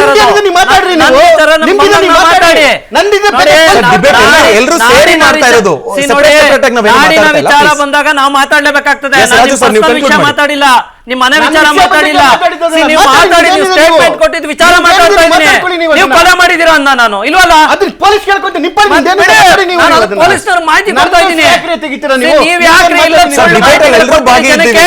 ಈಗ ನೀವು ಹೇಳಿದ ಸ್ಟೇಟ್ಮೆಂಟ್ ಬಗ್ಗೆ ನಾನು ಮಾತಾಡ್ಬೇಕಾದ್ರೆ ನಿಮ್ಮ ಹೆಸರು ನಾನು ತಗೊಳ್ದೆ ಹೇಳಕ್ ಆಗಲ್ಲ. It's okay, please sir. ಸಿದ್ದರಾಮಯ್ಯನವ್ರ ಹೆಸರು ತಗೋತೀವಿ, ಅರ್ಥ ಆಯ್ತು? ಇವ್ರು ಮಾತಾಡೋದು ಇವ್ರ ಹೆಸರು ತಗೊಳ್ಬಾರ್ದಂತೆ. ಇವ್ರು ಏನ್ ಮಾತಾಡೋದು ನಾವು ಕೇಳಿಸ್ಕೊಂಡು ಹೋಗ್ಬೇಕಂತೆ. ನಾವು ಬಂದಿರೋದು ಸುಮ್ಮನೆ ಕೂತ್ಕೊಳ್ಳೋಕೆ. ಇವ್ರು ಏನ್ ಬೇಕಾದ್ರೆ ಭಾಷಣ ಮಾಡಿದ್ರೆ ನಾವು ಭಾಷಣ ಇಲ್ಲ ಸರ್, ನೀವು ಹೇಳಿ. ನೋಡಿ, ಒಂದು ಪೊಲೀಸ್ ಇಲಾಖೆ ಅಂತ ಅಂದ್ಮೇಲೆ ಅವ್ರದೇ ಆದಂತ ಒಂದು ಪ್ರೋಟೋಕಾಲ್ಸ್ ಇರ್ತವೆ. ನಾನು ಆಗ್ಲೇ ಗೌರಿ ಲಂಕೇಶ್ ವಿಚಾರದಲ್ಲೂ ಹತ್ಯೆ ವಿಚಾರದಲ್ಲೂ ಹೇಳಿದೆ, ಆಮೇಲೆ ದಾಬೋಲ್ಕರ್ ಹತ್ಯೆ ವಿಚಾರದಲ್ಲೂ ಹೇಳಿದೆ. ಸಾಕಷ್ಟು ದಿನ ಇದೇ ವಿಚಾರ, ಚೇತನ್ ರಾಥೋಡ್ ಅವರು ಇದ್ರು, ಆಮೇಲೆ ಅನುಚೇತನ್ ಅವರು ಇದ್ರು. ಈ ಇನ್ವೆಸ್ಟಿಗೇಷನ್ ಅಲ್ಲಿ ಸುನಿಲ್ ಕುಮಾರ್ ಅವರು ಅವತ್ತು ಕಮಿಷನರ್ ಇದ್ರು. ಸುಮಾರು 6 ತಿಂಗಳವರೆಗೂ ಆರೋಪಿ ಸಿಗ್ಲಿಲ್ಲ. ಎಲ್ಲೆಲ್ಲೆಲ್ಲ ಟ್ರೇಸ್ ಮಾಡಿದ್ರು ಅಂದ್ರೆ, ಆಕ್ಚುಲಿ ಅವತ್ತು ನಾನು ಪತ್ರಕರ್ತನಾಗಿ ನನ್ನ ಹತ್ರ ಮಾಹಿತಿ ಇದ್ದಿದ್ದಕ್ಕೆ ನಾನು ಇದನ್ನ ಹೇಳ್ತಾ ಇದ್ದೀನಿ. ಸುಮ್ಮನೆ ನಾವು ಯಾರೋ ಚುಚ್ಚಿದ್ರು, ಯಾರೋ ಮಾಡಿದ್ರು, ಸುಮ್ಮನೆ ನೋಡ್ರಿ, ಯಾರನ್ನೇ ಒಬ್ರನ್ನ ಆರೋಪಿ ಮಾಡೋದು ಅಷ್ಟು ಸುಲಭ ಅಲ್ಲ. ಪೊಲೀಸ್ನವ್ರಿಗೆ ಇನ್ವೆಸ್ಟಿಗೇಷನ್ ಇರ್ತದೆ. ಈಗ ನೋಡಿ, ಒಂದು ಪೊಲೀಸ್ನವ್ರು ಇವತ್ತು FIR ಅಂತ ಮಾಡ್ತಾರೆ, ಫಸ್ಟ್ ಇನ್ಫಾರ್ಮೇಶನ್ ರಿಪೋರ್ಟ್ ಅಂತ. ನಿಮ್ಗೇನು ಮಾಹಿತಿಗಳು ಕೊಡ್ತಾರಲ್ಲ, ಅದು ಫಸ್ಟ್ ಇನ್ಫಾರ್ಮೇಶನ್. ಅದಾಗಿ 6 ತಿಂಗಳು ಇರ್ತದೆ ಅವ್ರಿಗೆ ಚಾರ್ಜ್ ಶೀಟ್ ಹಾಕ್ಲಿಕ್ಕೆ. ಆ ಚಾರ್ಜ್ ಶೀಟ್ ಹಾಕ್ಲಿಕ್ಕೆ 6 ತಿಂಗಳಲ್ಲಿ ಯಾರು ಮಾಡಿದ್ದಾರೆ, ಯಾರು ಮಾಡಿಲ್ಲ ಅನ್ನೋದನ್ನ ಸೇರಿಸ್ಲಿಕ್ಕೆ, ಇನ್ವೆಸ್ಟಿಗೇಷನ್ ಮಾಡಲಿಕ್ಕೆ. ಪಾಪ ಸ್ವಾಮೀಜಿಯವರು ಆಗಲೇ ಮಾತಾಡಿದ್ರು, ಹೌದು ನಮಗೆ ತುಂಬ ನೋವಾಗಿದೆ, ಅವ್ರನ್ನ ಹತ್ಯೆ ಮಾಡಬೇಕಾಗಿತ್ತು, ಶೂಟೌಟ್ ಮಾಡಬೇಕಾಗಿತ್ತು, ಹೌದು ಒಪ್ಕೊಂತೀನಿ. ಆದರೆ ಅದ್ರ ಮಧ್ಯೆ ಹಿಂದೆ ಯಾರಿದ್ದಾರೆ ಅಂತ ತಿಳ್ಕೊಳಕ್ ಹೋದಾಗ ಅವ್ನ ಏಕಾಏಕಿ ಶೂಟೌಟ್ ಮಾಡಿದ್ರೆ ಆ ಸತ್ಯ ಅಲ್ಲಿ ಸತ್ತೋಗುತ್ತೆ. ಇನ್ವೆಸ್ಟಿಗೇಷನ್ ಮಾಡಕ್ ಬೇಕಾಗ್ತದೆ. ನೋಡಿ, ಒಂದು ಹತ್ಯೆ ಅಂತ ಆದಾಗ ಇಡೀ ನಾಡಿನಲ್ಲಿ ನಡೆದಿರುವಂಥದ್ದು ಪ್ರತಿಯೊಂದು ಜೀವನೂ ಒಂದು ಬೆಲೆ ಇದೆ. ಆ ಜೀವಕ್ಕೂ ಬೆಲೆ ಇದ್ದಂಥ ಸಂದರ್ಭದಲ್ಲಿ ನಾವೇನು ಮಾಡಬೇಕಾಗುತ್ತೆ? ಇನ್ವೆಸ್ಟಿಗೇಷನ್ ಮಾಡಬೇಕಾಗುತ್ತೆ. ಇಟ್ಕೊಂಡು ಸಾಕೋದಲ್ಲ, ಆ ಇನ್ವೆಸ್ಟಿಗೇಷನ್ ತೆಗೆದು ಅವರಿಗೆ ಸರಿಯಾದ ಶಿಕ್ಷೆ ಕೊಡಬೇಕು.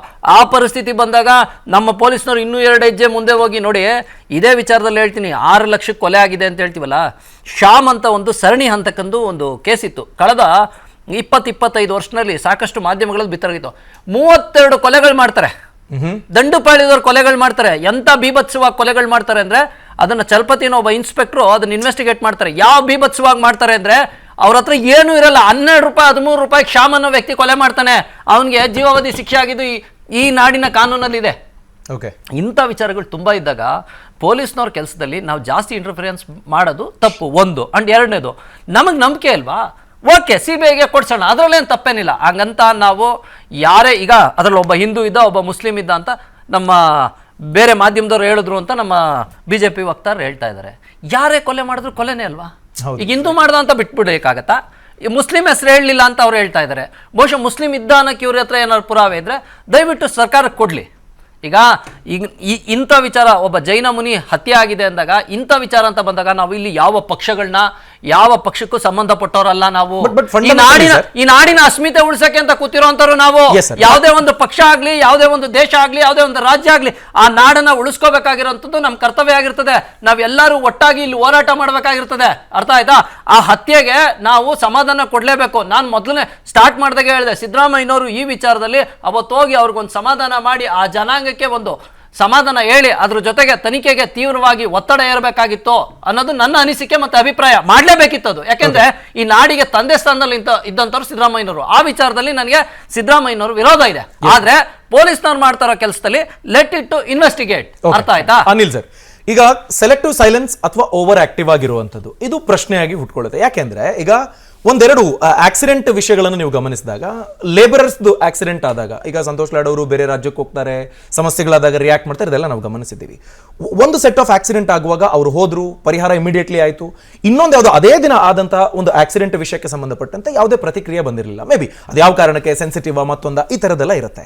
ಸೊ ಹಾಗಾದಾಗ ನೀವು ಜನರಿಗೆ ಬಿಯಾಂಡ್ ಎನಿ ಡೌಟ್ ನೀವು ಕ್ಲಾರಿಫೈ ಮಾಡಬೇಕಾಗತ್ತೇನೋ ಅಂತ ಸರ್ಕಾರದವರು.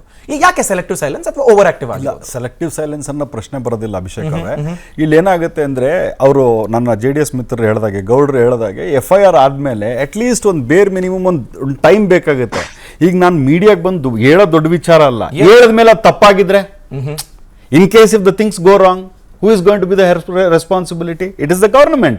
ಸಂತೋಷ್ ಲಾಡ್ ಆಗಿರ್ಬೋದು, ಅನಿಲ್ ಆಗಿರ್ಬೋದು, ಅನಿಲ್ KPCC ವಕ್ತಾರನಾಗಿ ಹೇಳಿದ್ರು ಸಹ ಅದು ಸರ್ಕಾರಕ್ಕೆ ಮುಜುಗರ ತರುವಂತ ವಿಚಾರ. ಸಂತೋಷ್ ಲಾಡ್ ಆಗಿ ಅಕಸ್ಮಾತ್ ಏನಾಗಿ ಹೇಳಿದ್ರು ಅಂತಂದ್ರು, ಅಕಸ್ಮಾತ್ ಮಾಹಿತಿ ತಪ್ಪಾಗಿತ್ತು, ಇನ್ವೆಸ್ಟಿಗೇಷನ್ ಪೂರ್ಣ ಮುಗಿದೆ, ಅವ್ರೇನಾರು ಇನ್ಫಾರ್ಮೇಶನ್ ರಿವೀಲ್ ಮಾಡಿ ಅದು ತಪ್ಪಾಗಿತ್ತು ಅಂತಂದಾಗ ಅದು ಸರ್ಕಾರಕ್ಕೆ ಮುಜುಗರ ಆಗಿರುವಂತ. ನಿಮಗೆ ಒಂದು ಇನ್ಸಿಡೆಂಟ್ ಆನ್ಸರ್ ಮಾಡಿ. ಒಂದು ಆಡ್ ಆನ್, ಈಗ CM ಅವರು ಎಷ್ಟೋ ವಿಷಯಗಳಿಗೆ ರಿಯಾಕ್ಟ್ ಮಾಡ್ಬಿಡ್ತಾರೆ, ಅದು ಯಾವ ಇಲಾಖೆಗೆ ಸಂಬಂಧಪಡುತ್ತೆ ಅನ್ನೋದು ಇರೋದಿಲ್ಲ.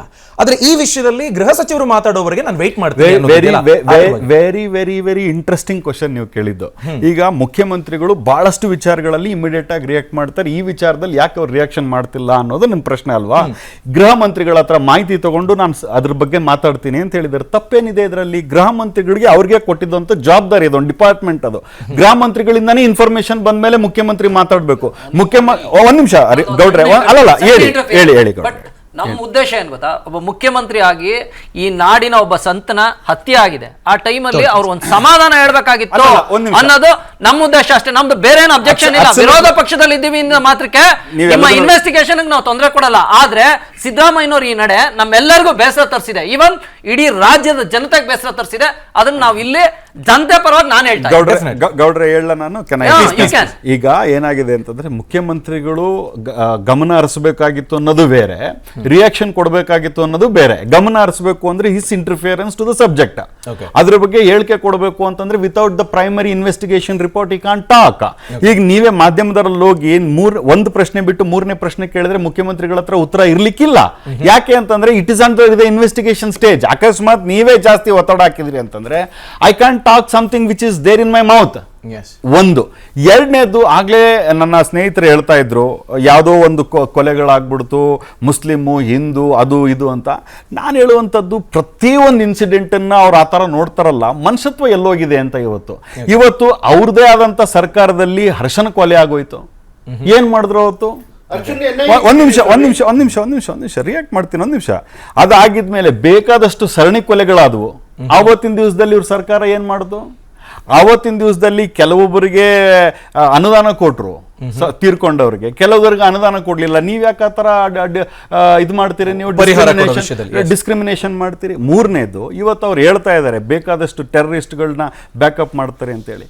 ಕೊಲೆ ಮಾಡಿ ಜೈಲಿಗೆ ಹೋಗಿ ಬಂದು ಅವ್ರ ಗೃಹ ಮಂತ್ರಿಗಳು ತಡೀಪಾರಾಗಿ ಅವರು MP ಆಗಿದ್ದಂಥವರು ಟೆರ್ರಿಸ್ಟ್ ಆ್ಯಕ್ಟಿವಿಟಿಗಳಲ್ಲಿ ಇದ್ದು ಜೈಲಲ್ಲಿ ವನವಾಸ ಅನುಭವಿಸ್ಬಿಟ್ಟು ಇವತ್ತು ಬಂದು ಅವ್ರು ಯಾವುದೋ ಒಂದು ಇರ್ರೆಸ್ಪೆಕ್ಟಿವ್ ಆಫ್ ನಾನು ನಿಮ್ಗೆ ಆಗಲೇ ಹೇಳಿದೆ, it is a Hindu Muslim Christian ಬೌದ್ಧರು ಯಾರೇ ಆಗಿದ್ರು ಸಹ ಕ್ರಿಮಿನಲ್ಗಳೇ, ಅವ್ರಿಗೆ ಆಗಬೇಕಾಗಿದ್ದಂಥ ಶಿಕ್ಷೆ ಆಗಲೇಬೇಕು.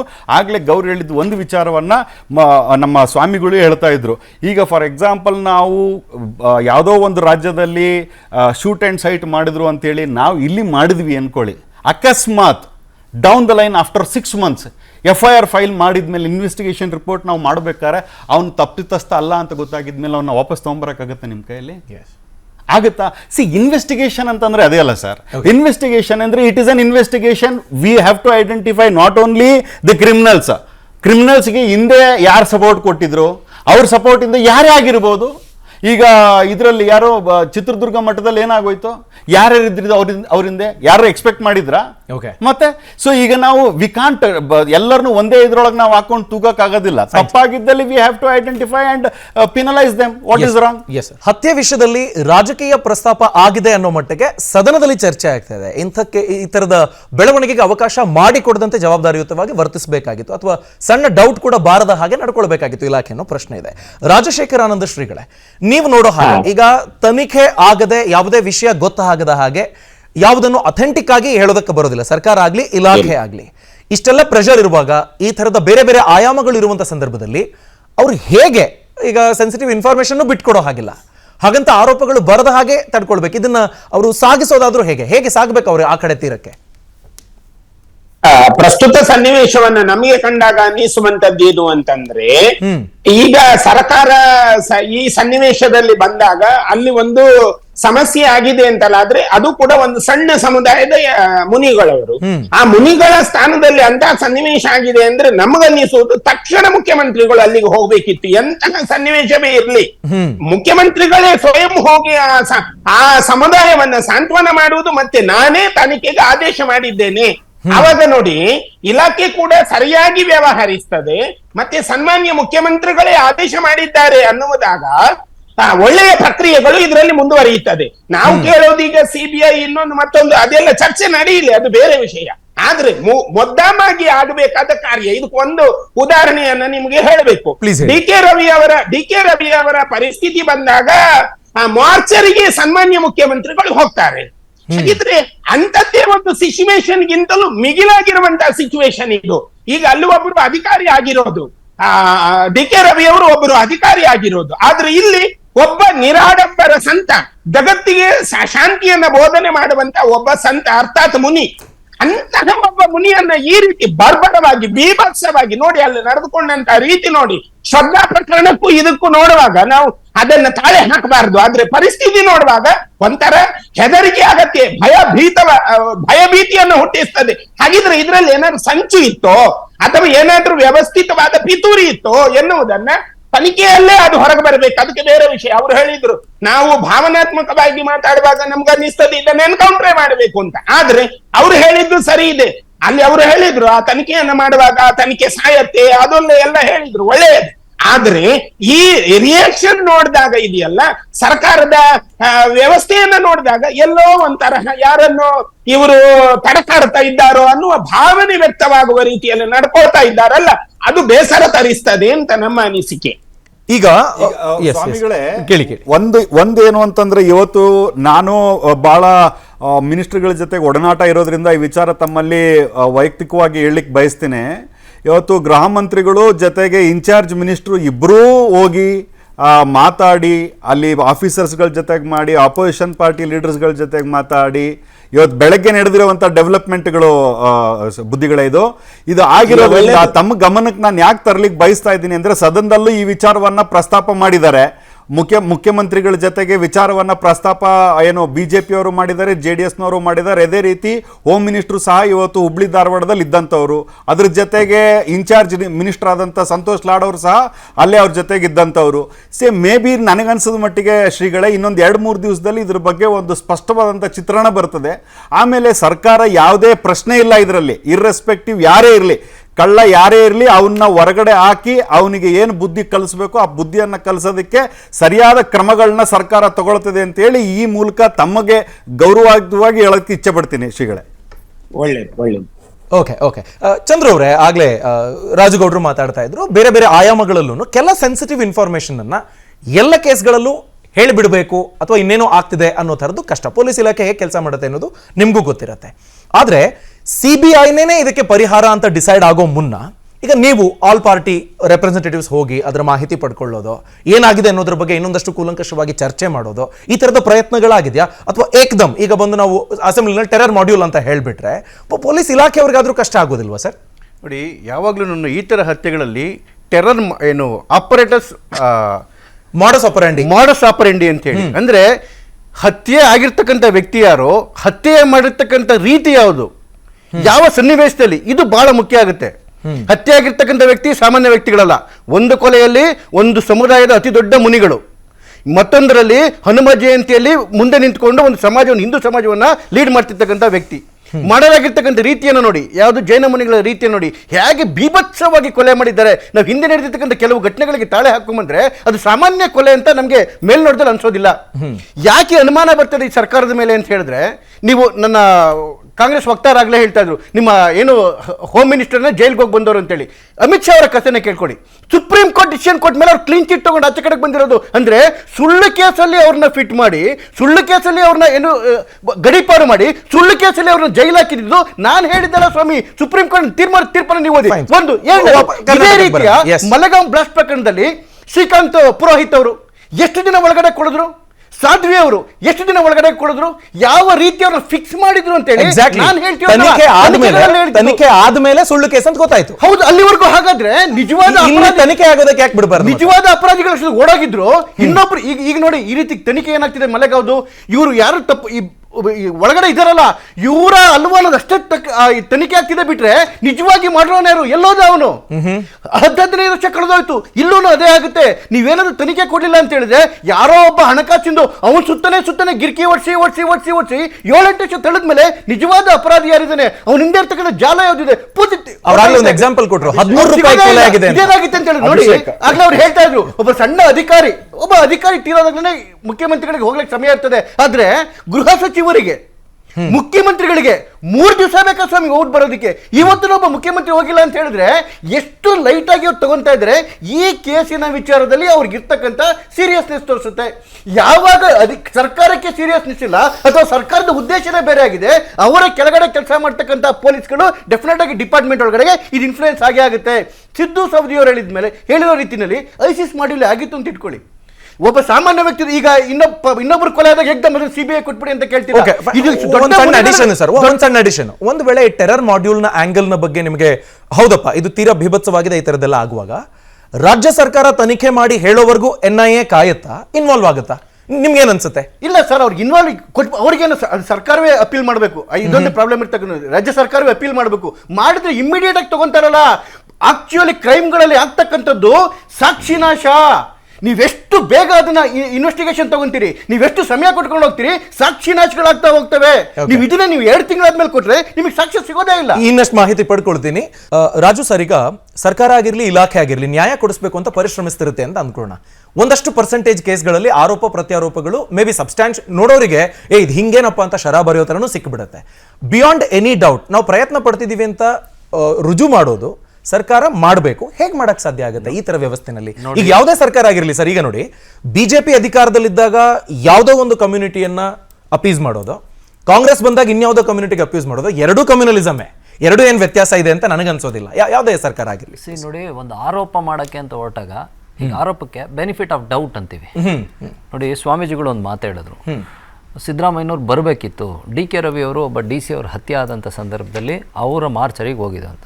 ಸೊ ಈ ಡೌಟ್ ಅರೈಸ್ ಮಾಡಕ್ ಬಿಟ್ಟು ಆರೋಪ ಕೇಳಿ ಬಂದಾಗ ಅಲ್ಲಲ್ಲ, ಮಾರ್ಚರಿಗೆ ಹೋಗಿದ್ರು, ಹತ್ಯೆ ತೀರ್ಕೊಂಡಾಗ ಮಾರ್ಚರಿಗೆ ಹೋಗಿದ್ರು. ಸೊ ಇಲ್ಲಿ ಬೆನಿಫಿಟ್ ಆಫ್ ಡೌಟ್ ಏನ್ ಬರ್ತಾ ಇದೆ ಅಂದ್ರೆ, ಸೊ ಯಾವುದೇ ಒಂದು ಉನ್ನತ ಸ್ಥಾನದಲ್ಲಿ ಇದ್ದಾಗ ನಾವು ಜನತೆಗೆ ಅವರ ಪೂರಕವಾಗಿ ನಡಿಬೇಕಾಗ್ತದೆ. ಯಾಕಂದ್ರೆ ಇಲ್ಲಿ ಹತ್ಯೆ ಆಗಿರೋದು ಯಾರೋ ಒಬ್ಬ ಜನಸಾಮಾನ್ಯನೂ ಅಲ್ಲ, ಯಾಕೆಂದರೆ ಈಗ ಒಂದು ದೊಡ್ಡ ಮಟ್ಟದ ವ್ಯಕ್ತಿಯ ಒಂದು ಸ್ಟೇಟ್ಮೆಂಟ್ ಕೊಟ್ಟಾಗ 100 ಜನ ಮೈಕ್ ಹಿಡಿತಾರೆ. ಒಬ್ಬ ಮುಖ್ಯಮಂತ್ರಿ ಅಂದಿದ ತಕ್ಷಣ ಏನು ಮಾಡ್ತೀವಿ, ಎಲ್ಲ ಮಾಧ್ಯಮಗಳು ಹೋಗಲ್ಲಿ ಅವ್ರ ಮುಂದೆ ಮೈಕ್ ಹಿಡಿತಾರೆ. ಸೊ ಇಂಥ ಪರಿಸ್ಥಿತಿ ಇದ್ದಾಗ ನಾವು ಕೇಳ್ಕೊಳ್ಳೋದು, ಯಾಕೆಂದರೆ ಈ ನಾಡಿನ ಜನತೆ ನಿಮ್ಮನ್ನು ಕೇಳ್ಕೊಳ್ಳೋದು, ಇಂಥ ಸೆನ್ಸಿಟಿವ್ ಇಶ್ಯೂ ಆದಾಗ ಅದೇ ಸಂದರ್ಭದಲ್ಲಿ ನೀವುಗಳು ಹೋಗಿ ಅವ್ರಿಗೊಂದು ಸಮಾಧಾನ ಮಾಡಿ, ನಾನು ಆಗ್ಲಿಂದನೂ ಅದೊಂದನ್ನು ಸ್ಪಷ್ಟೀಕರಿಸ್ತಾ ಇದ್ದೀನಿ. ಯಾಕೆಂದರೆ ಯಾವುದೇ ಜನಾಂಗದವರಾಗಲಿ ಅಲ್ಲಿ ಹತ್ಯೆ ಅಂತ ಆದಾಗ ಎಲ್ಲರಿಗೂ ಜೀವ, ನಾವು ಯಾವ ಮನೇಲಿ ಹುಟ್ತೀವಿ ಅನ್ನೋದ್ರ ಮೇಲೆ ನಮ್ಮ ಜಾತಿ ಧರ್ಮ ಡಿಸೈಡ್ ಆಗುತ್ತೆ. ಈಗ ನಾನು ಹುಟ್ಟಕ್ಕೂ ಮುಂಚೆ ನಾವು ಹಿಂದೂ ಧರ್ಮದಲ್ಲಿ ಹೇಳ್ತೀವಿ ಪುನರಪಿ ಜನನಂ ಪುನರಪಿ ಮರಣಂ ಅಂತ. ಸೊ ನಾವು ಹುಟ್ಟಕ್ಕೂ ಮುಂಚೆ ಯಾವ ಜನಾಂಗದಲ್ಲಿ ಹುಟ್ತೀವಿ ನನಗೂ ಗೊತ್ತಿಲ್ಲ. ಹುಟ್ಟಿದ ಮೇಲೆ ನಾನು ಆ ಮನೆಯಿಂದ ನಾನು ಆ ಜನಾಂಗ ಆ ಧರ್ಮ ಅಂತ ಕನ್ಸಿಡರ್ ಆಗದೆ ವಿನಃ ಹುಟ್ಟಕ್ಕೂ ಮುಂಚೆ ನಾನು ಕೇಳ್ಕೊಂಬಂದು ಹುಟ್ಟಿಲ್ಲ ನಾನು ಇದೇ ಜನಾಂಗದಲ್ಲಿ ಹುಟ್ಟಬೇಕು ಅಂತ. ಅಲ್ಲಲ್ಲ, ನಾವು ಬಯಸೋದು ಎಕ್ಸ್ಪೆಕ್ಟೇಷನ್ನು ಸಿದ್ದರಾಮಯ್ಯನವರು ಈ ವಿಚಾರಗಳಲ್ಲಿ ನೇರವಾಗಿ ಅಟ್ಲೀಸ್ಟ್ ಇಂಟರ್ಫಿಯರೆನ್ಸ್ ತೋರಿಸಿ ಸರ್ಕಾರಕ್ಕೆ, ಆಮೇಲೆ ಪೊಲೀಸ್ ಇಲಾಖೆನ, ಈಗ ಹೋಮ್ ಮಿನಿಸ್ಟ್ರು ಹೋಗಿದ್ದಾರೆ, ತನಿಖೆಗೆ ಒಳಪಡಿಸಿದ್ದಾರೆ.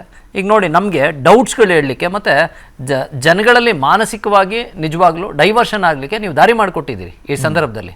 ಇದು ನಿಮ್ಮ ತಪ್ಪು. ಈ ತಪ್ಪನ್ನು ಪರಿಗಣಿಸಿ ನೀವು ಈ ಕೂಡಲೇ ಅಟ್ಲೀಸ್ಟು ಏನು ಬದಲಾವಣೆಗಳು ತರ್ಬೋದು ಮಾಡೋ ಪ್ರಯತ್ನ ಮಾಡಿ. ನೋಡಿ, ಈಗ ರಾಜಕಾರಣಕ್ಕಿಂತ ಕ್ರೈಮ್ಸ್ ಅಂತ ಬಂದಾಗ ಈ ನಾಡಿನ ಸಮಸ್ಯೆಗಳವು, ಯಾವುದೇ ಪಕ್ಷ ಬರಲಿ, BJP ಬರಲಿ, JDS ಬರಲಿ, ಕಾಂಗ್ರೆಸ್ ಬರಲಿ, ಈ ಸಮಸ್ಯೆಗಳು ಬಂದಾಗ ಎಚ್ಚೆತ್ತಿ ನಿಲ್ಬೇಕಾಗಿರುವಂಥದ್ದು ಆ ರಾಜ್ಯದ ಮುಖ್ಯಮಂತ್ರಿ ಆದಂಥವ್ರದ್ದು, ಹೋಮ್ ಮಿನಿಸ್ಟರ್ದು ಕರ್ತವ್ಯ. DG ಅವರಾದರೂ ಅಷ್ಟೇ. ನೋಡಿ, ಈ ಸಂದರ್ಭದಲ್ಲಿ ಇನ್ವೆಸ್ಟಿಗೇಷನ್ಗೆ ಒಪ್ತಾ ಇಲ್ವಾ, CBI ಕೊಡೋಂಥ ಪ್ರಸಂಗ ಬರ್ತದ ಆಗಲಿ ಅಂಥ ವಿಚಾರ ಆಳವಾಗಿ ಇಳಿದಾಗ. ನೋಡಿ, ಈಶ್ವರಪ್ಪನವ್ರ ಕೇಸ್ನಲ್ಲಿ ಒಬ್ಬ ಸೂಸೈಡ್ ಮಾಡ್ಕೋತಾನೆ, ಕಾಂಗ್ರೆಸ್ನವರೆಲ್ಲ ಒತ್ತಾಯ ಮಾಡ್ತಾರೆ CBI ಕೊಡಿ, ಯಾವುದೇ ಕಾರಣಕ್ಕೂ CBI ಕೊಡಲ್ಲ ಅಂತಾರೆ, ನಾವೇ ತನಿಖೆ ಮಾಡ್ತೀವಿ ಅಂತ. ಸೊ ನೋಡಿ, ನಿಮ್ಮ ಸರ್ಕಾರಗಳಿಗೆ ನಿಮ್ಮ ಆಡಳಿತದಲ್ಲಿದ್ದಾಗ ನಿಮ್ಮ ಪೊಲೀಸ್ಗಿರಿ ಮೇಲೆ ಅಭಿಮಾನ ಇರ್ತದೆ, ಮತ್ತು ನಿಮ್ಮ ಜೊತೆಲಿ ಕೆಲಸ ಮಾಡ್ತಾ ಇರೋಂಥ ಹೋಮ್ ಡಿಪಾರ್ಟ್ಮೆಂಟ್ ಮೇಲೆ ನಿಮಗೆ ಹಿಡ್ತಾ ಇದೆ, ಮತ್ತು ನಮ್ಮ ಜನ ಕೆಲಸ ಮಾಡ್ತಾರೆ ಅಂತ. ನೀವು ವಿರೋಧ ಪಕ್ಷಕ್ಕೆ ಹೋಗಿದ ತಕ್ಷಣ ನೀವೇನು ಮಾಡ್ತೀರಿ, ಇಲ್ಲ ನಾವು CBI ಕೊಡಿ.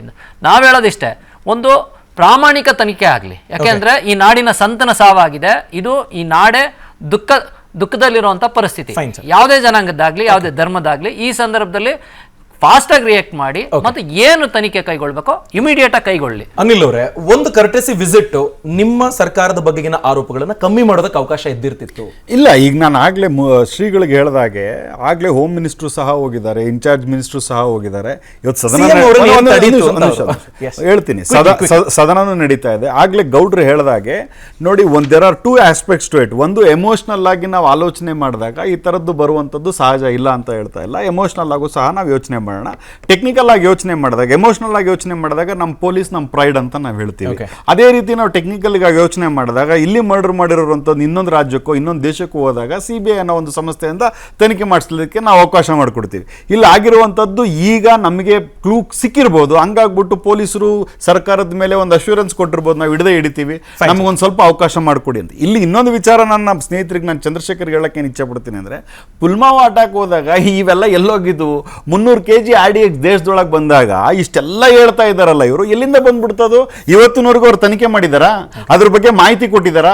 ಅಲ್ಲ, ಡಿವಿಯೇಷನ್ ಅಲ್ಲ ಸ್ವಾಮಿ, ಅದೇಂಗ್ ಡಿವಿಯೇಷನ್ ಆಗುತ್ತೆ? We are talking about the crime. Definitely. ಮತ್ತೆ it is a crime. 300 kg, ಈಗ ನಾವು 300 kg ಆಫ್ RDX ಬಂದಾಗ ಒಂದು ನಿಮಿಷದಲ್ಲಿ ಸ್ಟಾರ್ಟ್ ಮಾಡಿ. ಅಲ್ಲ ನೋಡಿ, this is my only concern. This is the level of interference. This is the level of interference. ನಾನು ಹೇಳ, ಅವ್ರು ಮಾತಾಡ್ಬೇಕಾದ್ರೆ ಒಂದು ಮಾತಾಡ್ಲಿಲ್ಲ. ನಾನು ಯಾಕೆ ಹೇಳ್ತಾ ಇದ್ದೀನಿ ಅಂತಂದ್ರೆ, ನಮ್ಮ ಪ್ರಧಾನ ಮಂತ್ರಿಗಳು ಸಹ ತನಿಖೆ ಮಾಡ್ಲಿ. 300 kg RDX ಬಂದು ಇವತ್ತಲ್ದ ನಾಳೆ ಒಂದು ಪ್ರೆಸ್ ಮೀಟ್ ಮಾಡಿ ಹೇಳಿ ಅಂತ ಬಯಸ್ತೀನಿ ಅಷ್ಟೇ. ಬಿಟ್ರೆ ನಾನು ಮುಖ್ಯಮಂತ್ರಿಗಳಿಗೆ ನಾನು ಸಹ ಒತ್ತಡ ಹಾಕ್ತೀನಿ, ಅವ್ರ ಪ್ರಧಾನ ಮಂತ್ರಿಗಳಿಗೂ ಒತ್ತಡ ಹಾಕ್ಲಿ. ನೀವು ತಪ್ಪಾಗಿದೆ ಅಂತ ಅದಕ್ಕೆ ನುಗ್ಗೊಡ್ತಿದ್ದು ಪಾಕಿಸ್ತಾನ.